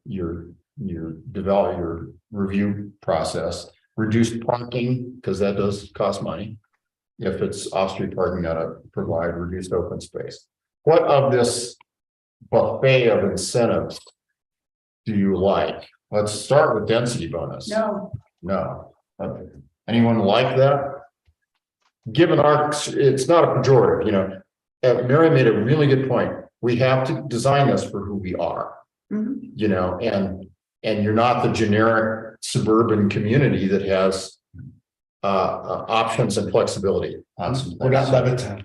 And I think that takes into not a compromise, but the respect that we have for the district that we live in by still maintaining, our Historic character. Historic character, yeah. So no density bonus, reduce or waive processing fees or building permit fees, make it a little easier. We'll never get that by Mary. I would think that should be we should have some type of an incentive for a developer to do that. Yeah. Well, if we grease the skids, we ought to make bone up on enforcement, because they'll have something up and, before somebody is able to turn around and make sure that, they're doing it the way that it was approved. Well, I mean, we're not spending on code or anything like that, but we're maybe we're reducing, or supplementing their application fees or whatever. Still making them jump through all the hoops. We're just not. I've got a no on density bonus, a yes on reducing fees. You'll need to see what that means in real life. But hold on a second. Let's talk about that for a second, because like right now, the building fees goes to safe build like 70%. 75. Like, where would that come from? That's like.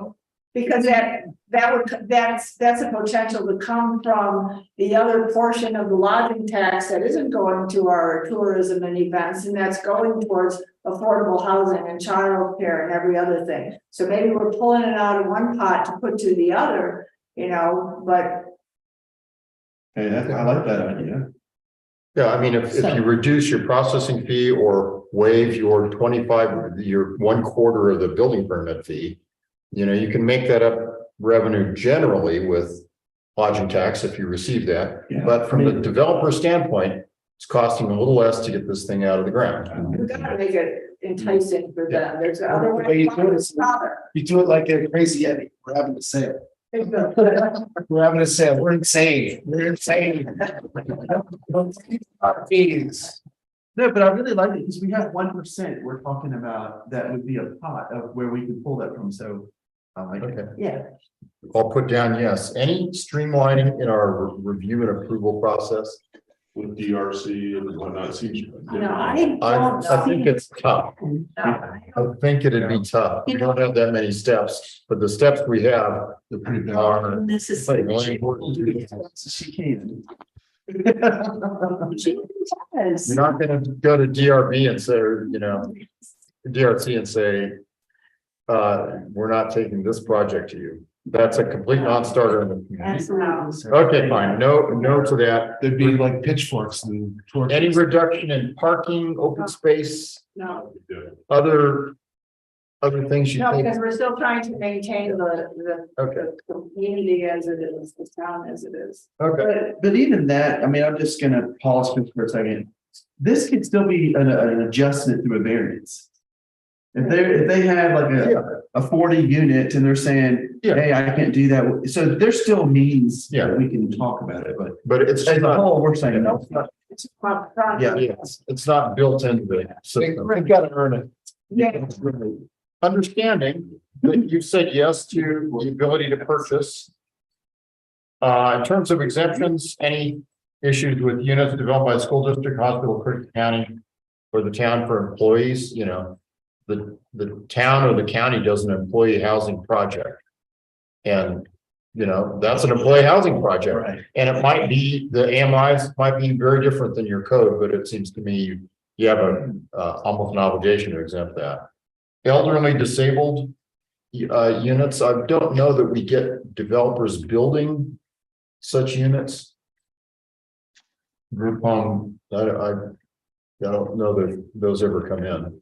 Okay, I'll put no for that, yes for the school. That brings me back to the first page, and then we'll revisit the 10% number and see if we're all happy with it still. Did we say no to the elderly one?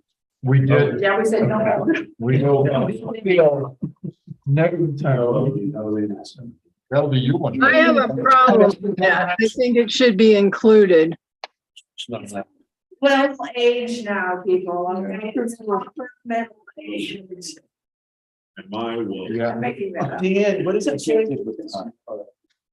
Could you repeat what you said, Deanne? I said I have a problem with not including at least some paragraph someplace about elderly or senior or whatever you want to call it and or disabled included in that, because those are the folks that tend to need the help with the affordableness of the housing.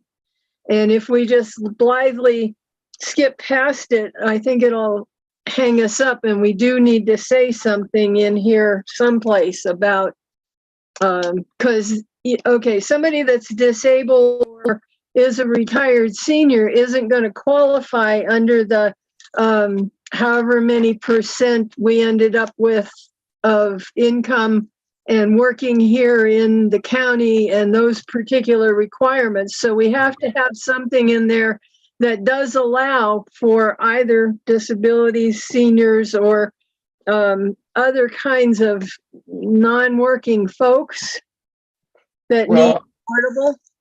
okay, I get that. Actually, I follow that. The place to do that wouldn't be in the exemptions for the development. Instead, if you go to the first page, I'm good with, I won't need any more help on everything except the last bullet on the first page, which is what is a qualified resident? And up till now, we've been saying, okay, it's 120 AMI, and we said 120 AMI also for rental. Is that right? We did. Yes. Okay. It's 120 AMI, just as a regular human being, you could, or as a household income, you could say there that an eligible person to buy or rent these units can be either the 120% AMI or less person, or elderly disabled under some parameters, elderly disabled, but not to exceed, I don't know, 150% AMI. If you have a really wealthy old guy, which I hope to be one day, I'm not either. You know that I'm not either now, right, everyone? Thank you. If you have an old rich guy, I'm sorry, we're not renting you that unit. How about that? Deanne, do you like that? Well, it's getting some wording in there for seniors and disabled. I also have a secondary what if that has a high possibility of happening. What if we've got somebody who qualifies for all of the working here in the county and all of that sort of thing, and they crash and burn one day skiing and they're laid up for more than a year? Should we force them to move out of their house because they're not actually earning any money in the county at that point until they get back on their feet? It would be horrible. I am inclined, that would be horrible. I'm inclined to, I guess, worry about that fact pattern if we see it really happening. Can we put like at some some kind point of a thing that it could be put in front of the board for special circumstances or something? I think we can notice this. Yeah, here's my suggestion. Let's see what this thing looks like now that I've gotten the direction, which I really appreciate. This is accomplishing what I was hoping we could. Let's see what it looks like when ripped out, because it'll be pages long and there will be places possibly to address that. But the end too, remember, if we're adding the 100 or, the elderly or disabled under that last bullet, then that would encompass that. So somebody who crashes and burns and qualified because they work here now all of a sudden become disabled, and that income, then we're, it's done. It's temporary. They're not making any money. They're way below 220. I think maybe another bullet that could be added or category could be appeals. Yeah, that's good. Our short-term rental policy at the, there's a discretionary part where if it gets revoked or, suspended for some reason, there could be an appeals process and then we come back to the board. Right, but remember that the structure here is a deed restricted unit and it's out there being sold from one person to another person to another person. There really isn't an appeal from a property owner to us. Once you put the system in place and there are deed restricted units out there, they're out there. And so you have a little more room in the rental arena, but that has you kind of playing landlord, something I really don't want down at all. But let's see what this thing looks like writ out. I think you've done, I think our work here is done. We're done. Yeah, I mean, this is really great. Thank you. I promise you I'll write this up. Sure. Like right away, because for all these subtleties elude me. Do we need a motion to I would take a motion to continue it ordinance number 1 on first reading? on first reading? Yes. Second. Okay, Mary Smith moved and John Jennings seconded to continue on first reading. All in favor say aye. Aye. Any opposed? Awesome. ADUs. Okay. Next, we have ordinance number 2, series 2023, first reading continued. An ordinance amending chapter 13.20 of Title 13 of the Georgetown Municipal Code concerning service line requirements for accessory dwelling units.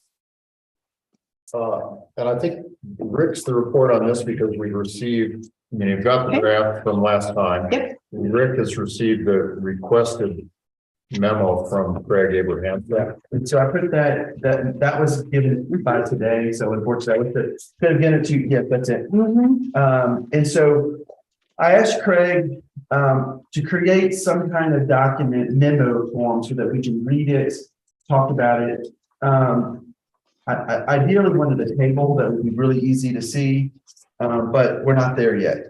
But I think we are, which is really, I mean, I read it, I thought it was pretty well done. But he kind of does the categories like we've been talking about, existing single-family residential structures with existing accessory dwellings. And then he gives examples of what he suggested that has to happen. And so it does incorporate our ordinance language somewhat. But so he says, provide the town with an evaluation of an existing water supply system demonstrating compliance with the provisions of the IRC, the National Resident Code. right, regarding water supplies, system design criteria, required capacities at point of outlet discharge. The evaluation shall be performed by a professional engineer licensed in Colorado. Or, so that would be the first one, have that assessed. Second, option would be provide the town with an evaluation of an existing water supply system demonstrating that the existing water supply system serves 40 or fewer water supply fixture units. The number of water WSFU served shall be determined based on the provisions of the IRC regarding water supply system design criteria, blah, blah, blah. The evaluation shall be also performed by a professional engineer licensed in Colorado. And then the last one would be, or, so it's have those two assessments, or each is a different assessment, but the last one would be provide a separate water system service, which is what we had in the beginning ordinance. So you can bypass that if you're just going to add a separate water service for the ADU. So, and it's basically the same thing for the second one, existing single-family residential structures with a proposed ADU. And then the last one is new family residential structures with proposed ADU. Now, this one's a little different because it says the first option, provide an evaluation of a proposed water supply system demonstrating that a 3/4 inch water service line and meter are sufficient to serve the primary and ADU. And it says this should be performed by the professional engineer, or provide separate 3/4 inch service lines to each one, or you can have both of the primary and the ADU at a 1 inch service line. So if we have only one line, then it's a 1 inch. 1 inch quarter. I mean, excuse me, 1 inch line. That's right. Yeah, okay. So I think that kind of sums up what we were talking about before. It gives it, in a sense, something that a developer could look at this and make that decision, or get an engineer do the assessment from the very beginning. So, and then he kind of defines a public works director or town administrator may consider circumstances not addressed by this regulation on a case-by-case basis and apply the above provisions as necessary to determine compliance. And then ADU, whether integral or to the primary structure or located in a detached structure, are considered part of the single-family structure and shall not be considered as multifamily units. So it kind of gives a little bit more definition so that it's not changing district kind of thing. Zoning. Where did Ryan stand on this? Ryan's not seen this yet. Okay. Is a water supply fixture unit any outlet of water, or like, for example, if you've got a bathtub that has a faucet and a shower head, does that count as two? It's one. As far as I know, that's just one. So the tub shower, the toilet and the sink would be 3 fixtures.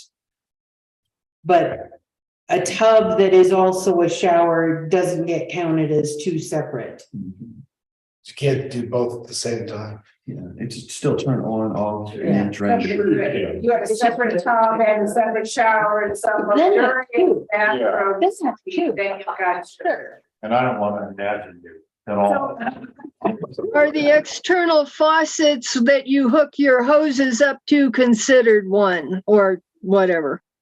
Side hose bib is another fixture. But if you have 2, then it's 2. Sure. Oh, okay. Sure. So isn't there a year that needs to be on here for the International Residential Code?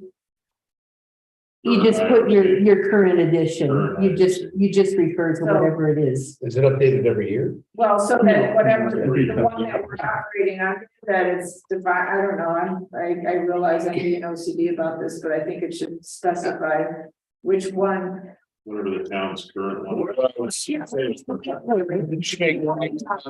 Most recent, most up to date. Say the currently adopted. That's currently adopted. And that way you don't have to keep changing it every time. Okay, true. We can do that. From a process standpoint, we're on first reading still. Correct. Well, just So- a second. That's what I Does was it? We're in a curious. second. Can you please repeat that? So many people were talking that the sound was all muddled together. Mary asked if we can specify the currently adopted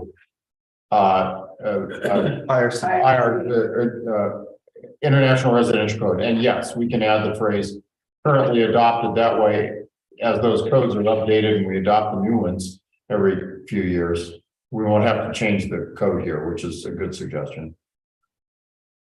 Procedurally, you're on second reading, we're on second reading it, right? We're still on We're first. still on first, actually. Okay. Okay, so as long as we're just done. If you're on, Yeah. one thing you could do, and you may have more discussion to undertake, but one thing you could do would be to probably continue first reading so that this thing can get reviewed by Ryan Yes. and incorporated into a first reading version that you can look at next. And it'll probably, if I were to do it, I'd almost switch out because Craig's done a good job really writing the ordinance language. I'd almost switch out his language from mine, make the necessary kind of gingerbread changes, and then you see it on first reading, but you'll want a recommendation from Public Works at that time. I would, just as background information, I would like, after Ryan takes a look at this, and he may even include this in whatever, he shares. With our existing structures, well, how many are we talking about, and do they fall? Is the current, or is the IRC that applies to them, is that the 3/4 and 1 inch now? I mean, do they comply with that? Or what's our compliance latitude? Are they coming in at a 1/2 inch because it was 50 years old? Or are they? So right now, an existing structure, no matter what, has gonna have to fit that 3/4 or 1 inch. Okay, well, but if it's 3/4, Yeah. you've got the engineers backing. or 1 inch. But so the engineer says what you've got now, which is a minimum of 3/4 or 1 inch. For these last couple ones. As opposed, oh no, it's older than dirt and it was 5/8 and we'll let it go. I don't I don't know, that's what I'm saying, I wanna know that this certification from the engineer is saying, oh no, it's meeting code basically. And we're not adopting it because it's old and it was built under the appropriate code back in the day. It complies with existing. So, yeah, no, I agree. And I gotta believe that there's building standards that would actually make sure that it's done right. But it could have been done right a gazillion years ago and it was a 1/4 inch. I'm making it up, okay? Well, But Updating now to the new code because they're changing their building. I don't think you ought to grandfather anything in, otherwise you'll end up with grandfather parts. Well, or grandfather configurations, think about it. Bernard Buckley, put sewer lines on top of water lines. I'm struggling to figure out what So, we're waiting on Ryan's report.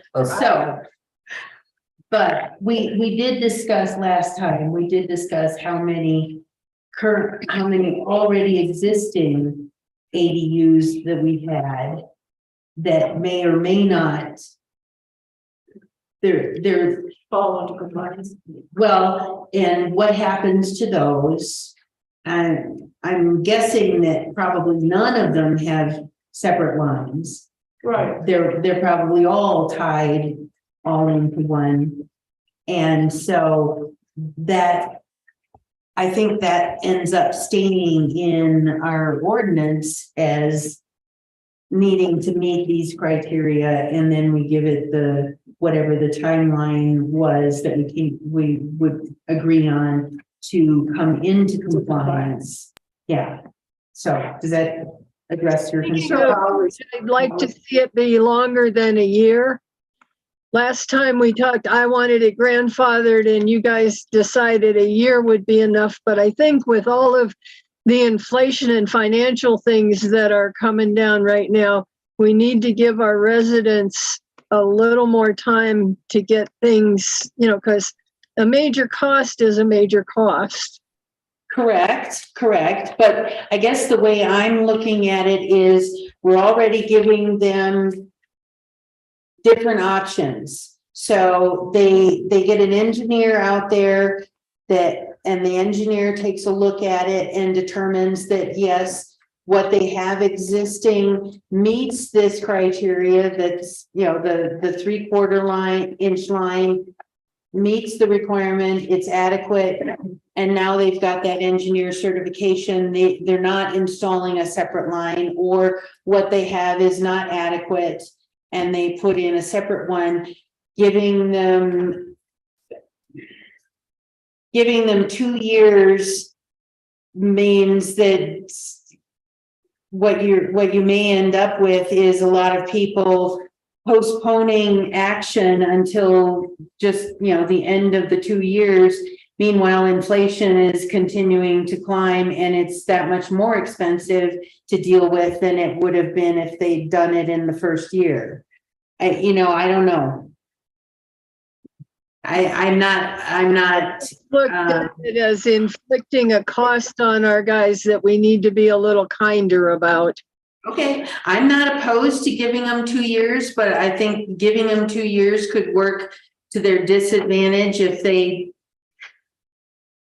put things off, because inflation may not improve the situation 2 years from now. We could You could ask for We could it. require one of the certificate from the engineer, within that year, right? Because that would be, or are we just talking where they have to come into compliance? I think they're gonna be in compliance just looking at this thing. Probably. It doesn't, You don't think there's that many that's gonna be out of compliance? I wouldn't think so. What is the penalty if they don't? They're not gonna look. Well, it's a code violation to begin with, and Yeah. if if there's an unsafe connection, whatever, the town has the right to shut off water.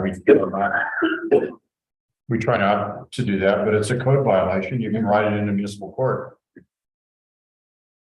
That's the standard thing.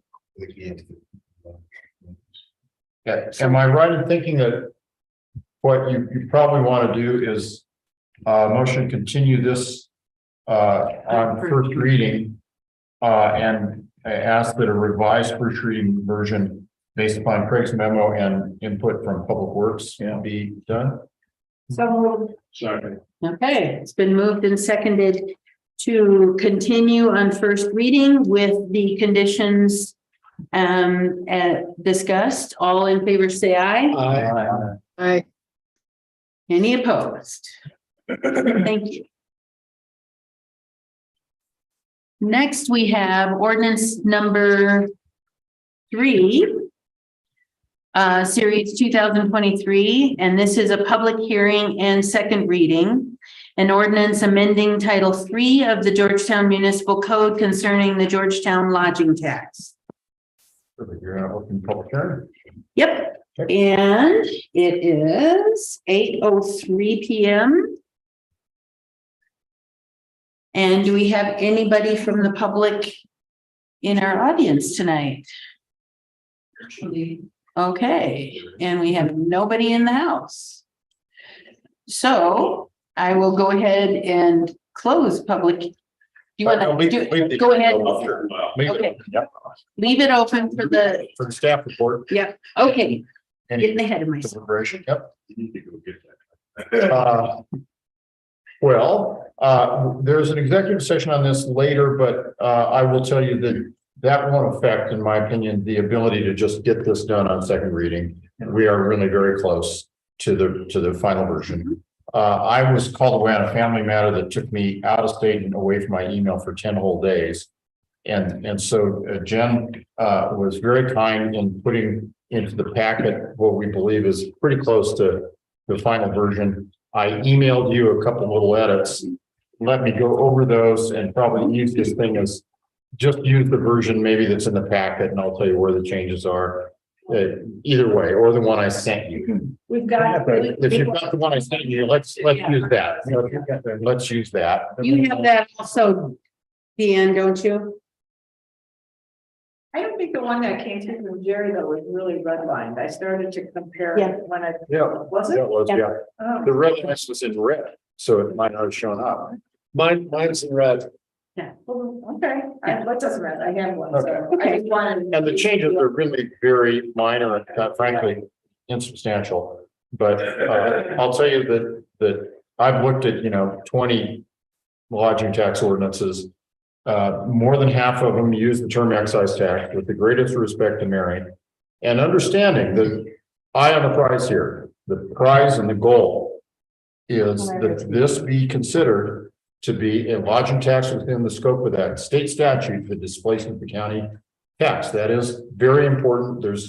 That's very important, and we can't, in my opinion, erode that goal.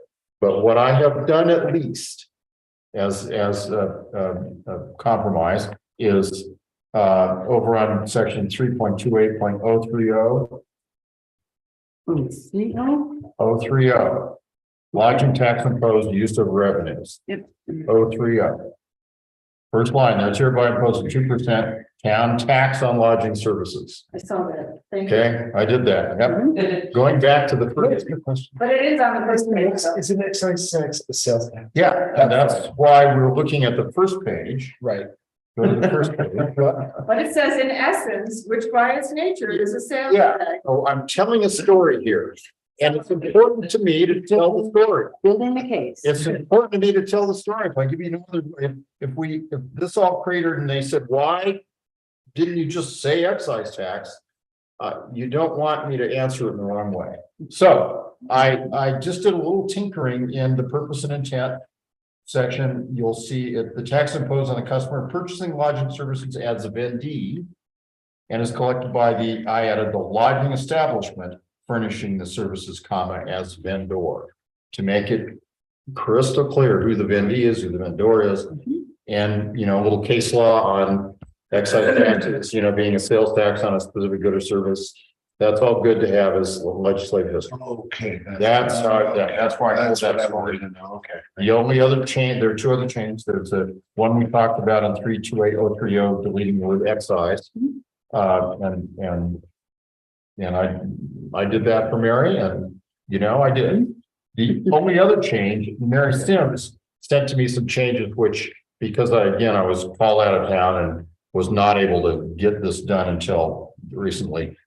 3.28.070, failure to pay tax. This is the administration process. Every city has various versions of this.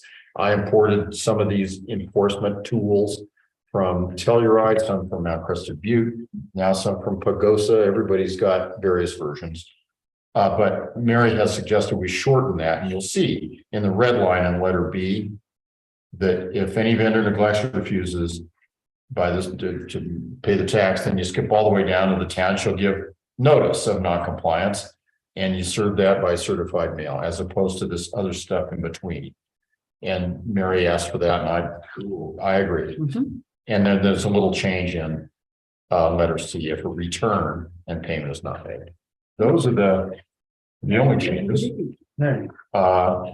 And again, the goal here is to make this ordinance as complete as possible. It mirrors various ordinances, and I'm comfortable with it, very comfortable with it. I just don't think I can make it any more a lodging tax than I have done, and it matches up with what many other cities are doing.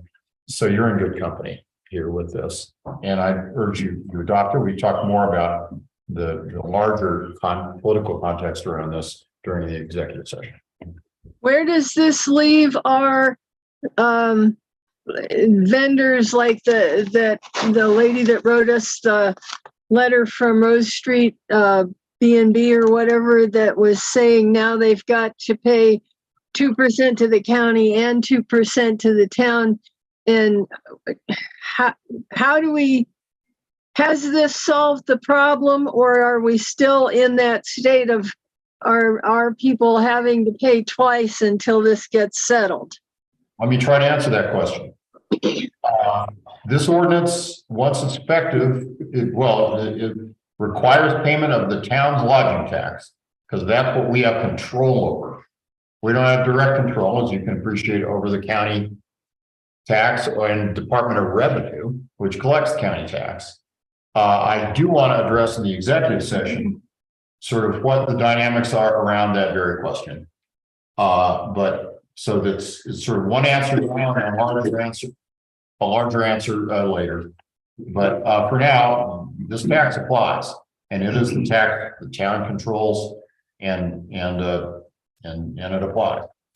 But more later, and I'll try to answer that question more fully in the exec session. So, other questions? In this latest version, am I missing it, or is there some reference of this new ordinance replaces the previous? Yeah, you're missing it. Look in section 1, very first. Got it. Chapter 3.2A, as adopted by ordinance number 5, series 2022, is amended by renumbering sections, adopting sections, and restating and reenacting the entire chapter to read in its entirety as follows. Got it. Yep. So it doesn't reference it by the ordinance. Yes, it did. Yes, it Never does. mind. Yep. Got that. Okay. Not Okay. to leap ahead, but a proper motion would be to adopt ordinance number 3, series 2023 as. Do we close the? Yeah, you can close the public hearing. Yeah. Closing the public hearing. It is now 8:10 p.m. And if there is no further discussion, we would be ready for the motion. And So moved. Second. Okay, and to clarify, that motion was to adopt ordinance number 3, series 2023 on second reading. So moved. Very good. okay. And Second agrees. okay. It was moved and seconded to adopt ordinance number 3, series 2023 on second reading. All in favor, say aye. Any opposed? I'm opposed. I think we shouldn't be voting on it till we hear everything that's in executive session. Okay. Motion passes. Resolution number 4 is next on our agenda. This is series 2023. A resolution determining that the regular town election to be held on April 3rd, 2023 shall be by polling place, establishing a single precinct and polling place, delegating certain authority to the town clerk. So moved. Well, hang on, wait.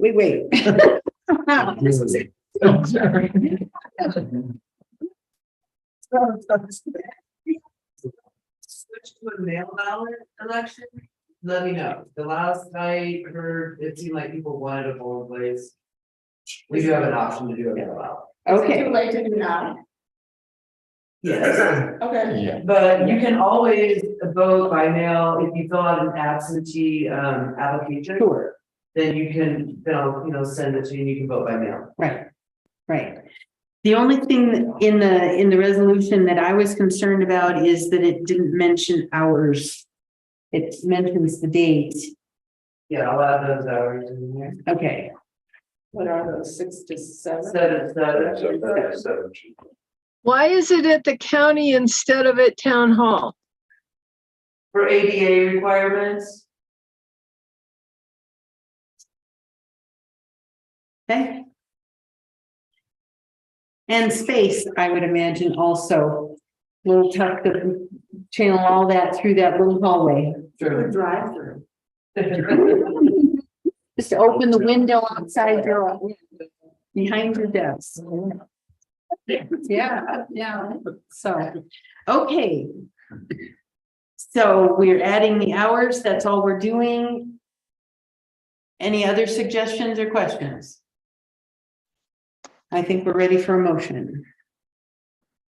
So I move to approve resolution number 4 series 2023, resolution determining that the regular town election to be held April 3rd, 2023 shall be by polling place, establishing a single precinct and polling place, delegating certain authority to the town clerk, and the hours will be 7 a.m. to 7 p.m. I'll second that. Okay, it's been moved and seconded to approve resolution number 4, series 2023. All in favor, say aye. Aye. Any opposed? Excellent. Okay, next we have a quote from Neptune Benson for the new replacement intake filter system. All right, so this is pretty, self-explanatory. We did find quotes. The quotes that we received, we sent back to make sure if those were sufficient. And the one that was most similar to our system did increase because of inflation. And so that is what this is. It's a revised quote. We have received $18,000 from Pisco, AKA Excel. So we have plenty more than sufficient to cover this. This is it's a plug and play thing. So it's the same guts that we have that we'll put in. Okay. Any questions or comments on this? Okay, there is a suggested motion in your packet. To approve the intake filter replacement quote for a new replacement intake filter system from Neptune Benson for $16,788.78. Second. It's been moved and seconded to approve the intake filter replacement quote. All in favor, say aye. Aye. Any opposed? Awesome. Next, we have some appointments to the Business Promotion Commission. We have 4 people being reappointed basically, and 1 new alternate member. Amanda Cooper, Justin Dowd, Craig Abrahamson as full members, and Gary Haynes as an alternate. Never heard of it. I've heard of all of them, so. I move to renew the memberships for the Business Promotion Commission for Amanda Cooper, Justin Dowd, Craig Abrahamson, and Gary Haynes as an alternate. I'll second it. It's been moved and seconded to approve all 4 appointments. As stated, all in favor say aye. What happens if you object to one person and not all of them? You vote against the motion, or I will say that you have the right to make a substitute motion that the persons be voted on individually. So you would have to, you either vote no on this motion, or you could make a substitute motion, because I've seen that elsewhere. Sure. Where you would move to have the nomination or the appointments voted on separately. And if somebody seconds that motion, we vote on that motion first. So you basically do what you're trying, which is to break them up. Do you want to make that motion? Probably not, because I'm the only guy that ever votes no on anything. Consequently, it's going to just be an exercise in futility. Well, you asked the question and I gave you your choices. No, you did good. Thank you. Okay. Okay. And so how is your vote? No. Okay. All right. Motion passes. Next, we have an on-call engineering service agreement with CCTS, which is Clear Creek Technical Services, Inc. I'll let you intro that. Okay, so this is Craig Abrahamson's engineering firm. And he I asked for him to submit something so that we could use an on-call temporary. The town does not have a professional services agreement with an engineer at this time. And typically what we do is an RFP to find specific engineering projects or tasks. And so because of this, I asked him to submit this so that we could do a temporary engineering project with him. And so the cost that he has is $150 per hour. That is significantly lower than the majority of the engineering firms that I've looked at, including Bob Orsatti that the town has used in the past, and he's at $235 an hour. So he's significantly less. And he does lots of projects that we see already come in through the building department right now. So I guess my question would be, is this related to a specific project or is this in general? This is in general in order to be able to use him, just temporary. But Okay. he also was able to do one of the projects already that I brought before you, the ADU Okay. table kind of thing. And I guess would we be approving this with as open-ended or? Yes, it's just on call. It's when I need him. There's no long-term commitment. It's just as needed. Okay, So on call, yeah, it's been on call. Okay. You know, in other words, Are we capping the amount or anything? Or what are we doing with, I'll go ahead and somebody answer that question first. I don't know how to answer that. Up to $10,000. Then you could bring it back to us. We can- Well, that's currently that's where my limit is already is at 10,000. So this falls under your limit anyway. Yeah, I mean, he Okay. couldn't. It sort of is in parallel. I mean, this allows him to use on call, but if the on call happens to bump up against his limit, that limit independently means he's got to come ask him. Yeah. And in terms of the term of the agreement, because it's indefinite and on call, at any time the town could just choose to cancel the agreement. And that's really, rather than putting a term of years. okay. I guess my only concern to me is stating the obvious. When there's a conflict of interest, then who are we going to use instead? I would just choose not to use him.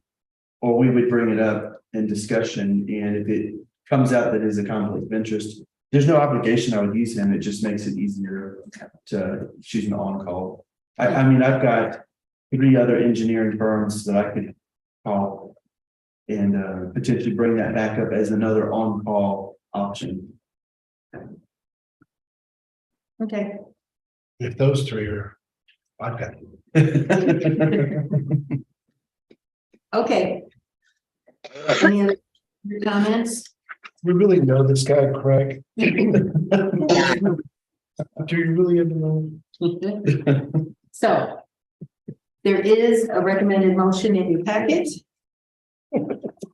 Whose turn is it? Come on, Rob, we haven't heard from you. I need to approve the on-call engineering services with CCTS Incorporated. Second. There you go. It's been, yes, thank you. It's been moved and seconded to approve on-call. Oh. Paul did. Whoa, but Paul never talks. Wait, what? Nobody stepped up to the plate. So it's been moved and seconded to approve on-call engineering services with CCTS Inc. All in favor, say aye. Aye. Any opposed? Okay, on to staff items. So we've got town administrators report and task list updates, and then we also have the police items. Yeah, so. So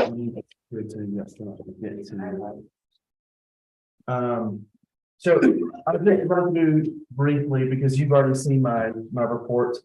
I won't go through the ordinances because we've already been talking about them. We did demo the smaller type of backhoe, and after the team got to demo it, they concluded that they would rather have a larger one. And they would also like to sell off some old equipment that is nearing end of life. Selling that equipment off could then purchase newer equipment in exchange, and it keeps our cycle up. So they're kind of thinking through that. I would suggest offering to Silver Plume and Empire first, just to make sure we're being good neighbors if there's something that we have that they same need. Yeah, certainly. So, Yeah, it's always good to do that. That's very good. I did speak to Kevin Buckley, and he feels terrible. So I'm just letting you know that he really did have intention to have this finished. The weather, on the other hand, has been so fluctuating that he may, to get the subs back, you can't, it's really hard to get a certain temperature, and then by that evening, it fluctuates back to 6 degrees, and it's just not healthy and a good standard for pouring concrete. So he is watching the weather, and we'll get it done as soon as he can. It's not that he doesn't want to do it, it's just the weather is conflicting with him. So I just want to bring that up. Our snowplow, they have ordered parts. It's our big snowplow, and so that should be restored soon. And I know that we have snowpocalypse approaching with 3 inches. I mean, we went from 7, 8 inches to now 3 inches. So I'm really Shovels on our vehicles. Police, as Mary requested, an end of the year report. You do have that, so I'm not going to go through that. I would like Randy to go through it, but you have it, so I'll let you read it, and then next time when Randy gets back, I'll let him do some highlights. Water and wastewater, they're still going door to door doing their inspection of copper and lead pipes, and we are moving forward with that. Business promotions, banners will be going up soon. So that's something that we brought up in the staff meeting already this morning, and so they are wanting to get the map so that they put them in the right places. And I think that was the thing that they're waiting on. And so then I just want to go through some other things that are newer that you're not aware of, but it's on my radar. So we talked about the police report. So the lake during the winter, we do ice racing and things like that. We let groups come in, car clubs. They do various types of things on the lake, some fun, some more training types. We have a policy that's from 2016. That's a very one-sided policy that gives almost exclusive rights to our gang to do what they want. They've been doing stuff for 47 years. Once we looked at the policy, it was written in such a way that it gives a monopoly to this group. And so I would like your guys' permission to take some time with me and Jerry and others, Jen, Scooter, and some others who have more eyes on this, to take some time to review it and make some necessary suggestions and changes to the policy. So, and that's getting close to a renewal time. And so we want to go ahead and jump on that soon and bring something back to you for a change, or for a review and change. Sounds good. So that's one. And it's not that it's bad. I just think that it's not fair, and we need to make it more fair and make some changes. So for example, they do races, and there's 3 different classes of racing: rubber, light spikes, heavy spikes. And we were under the understanding that they would do the heavy spikes towards the end of the year so that it doesn't tear up the lake. No, they do the heavy spikes every race, every weekend. And so what's happened is we're getting complaints by people who are renting it during the week that the ice is in terrible condition. And so we would like to do some suggestions, like maybe we have 2 courses. One course that always is for rubber and will not be destroyed, and the others can be destroyed. And so that at least the people during the week would have a chance to have a place where they can do their training without having in potholes or not ice holes. So that'd be an example. Are you considering a lottery for, I mean, that's another thing is that it used to be kind of lottery or first come, first serve, but you could only put dibs on so many, and yeah. But the way it's written right now is whoever had it the previous year gets first choice every time. So there's no chance of anyone ever having an opportunity on the weekends to do anything. I like the lottery system. That's a good idea. So, but we've already talked about that in staff, but I agree, we'll bring something back to you. It's the most money in the town, That's true. I mean, you know. we do like money. The highest bidder. So another one, just to give you an update, Lynette, Sally Rush and I have been looking at kind of bringing back how we can move forward with the engineering side and what's required for us to do grants and things like that. And then also what can we use for our ARPA funds in order to move forward with the mill site development. So I don't know if you want to bring any more into that.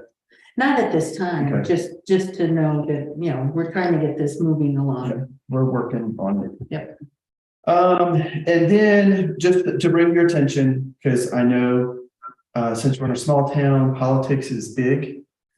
And we got wind that certain people were taking advantage of the short-term rental situation. They have a short-term rental license permit, and then they were using their home for multiple rentals. So, which our code says you can't do that. You can only have one rental per property or lot. And they were doing two rentals, two separate families on the same property. So like if they had upstairs and downstairs duplex, they were renting that separately.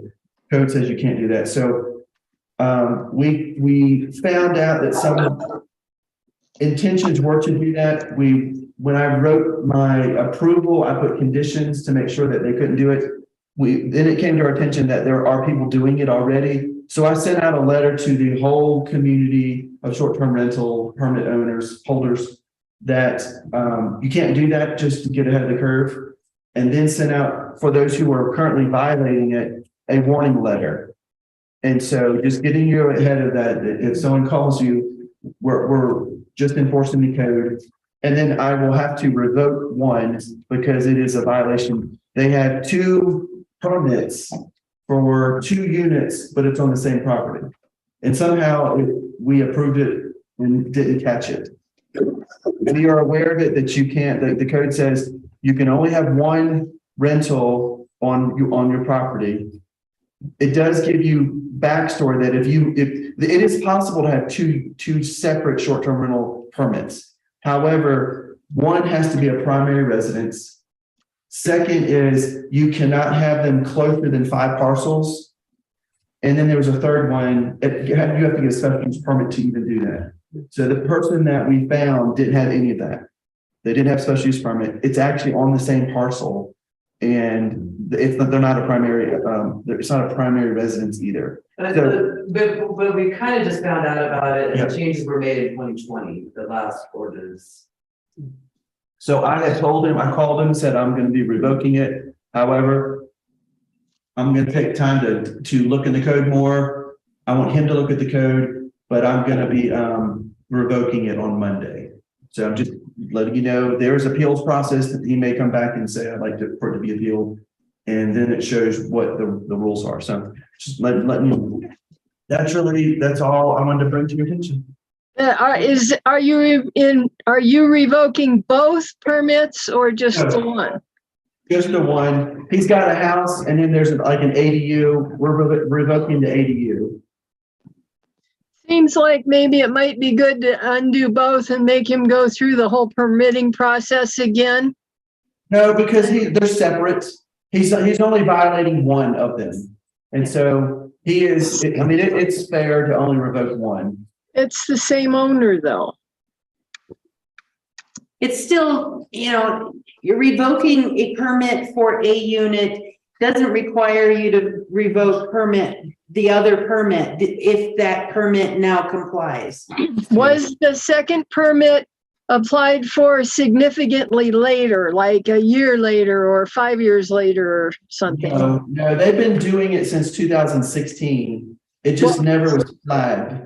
So how do you decide which one to revoke then? Because it's neither is a primary residence, and if both were applied for at the same time, which one's the one in the wrong?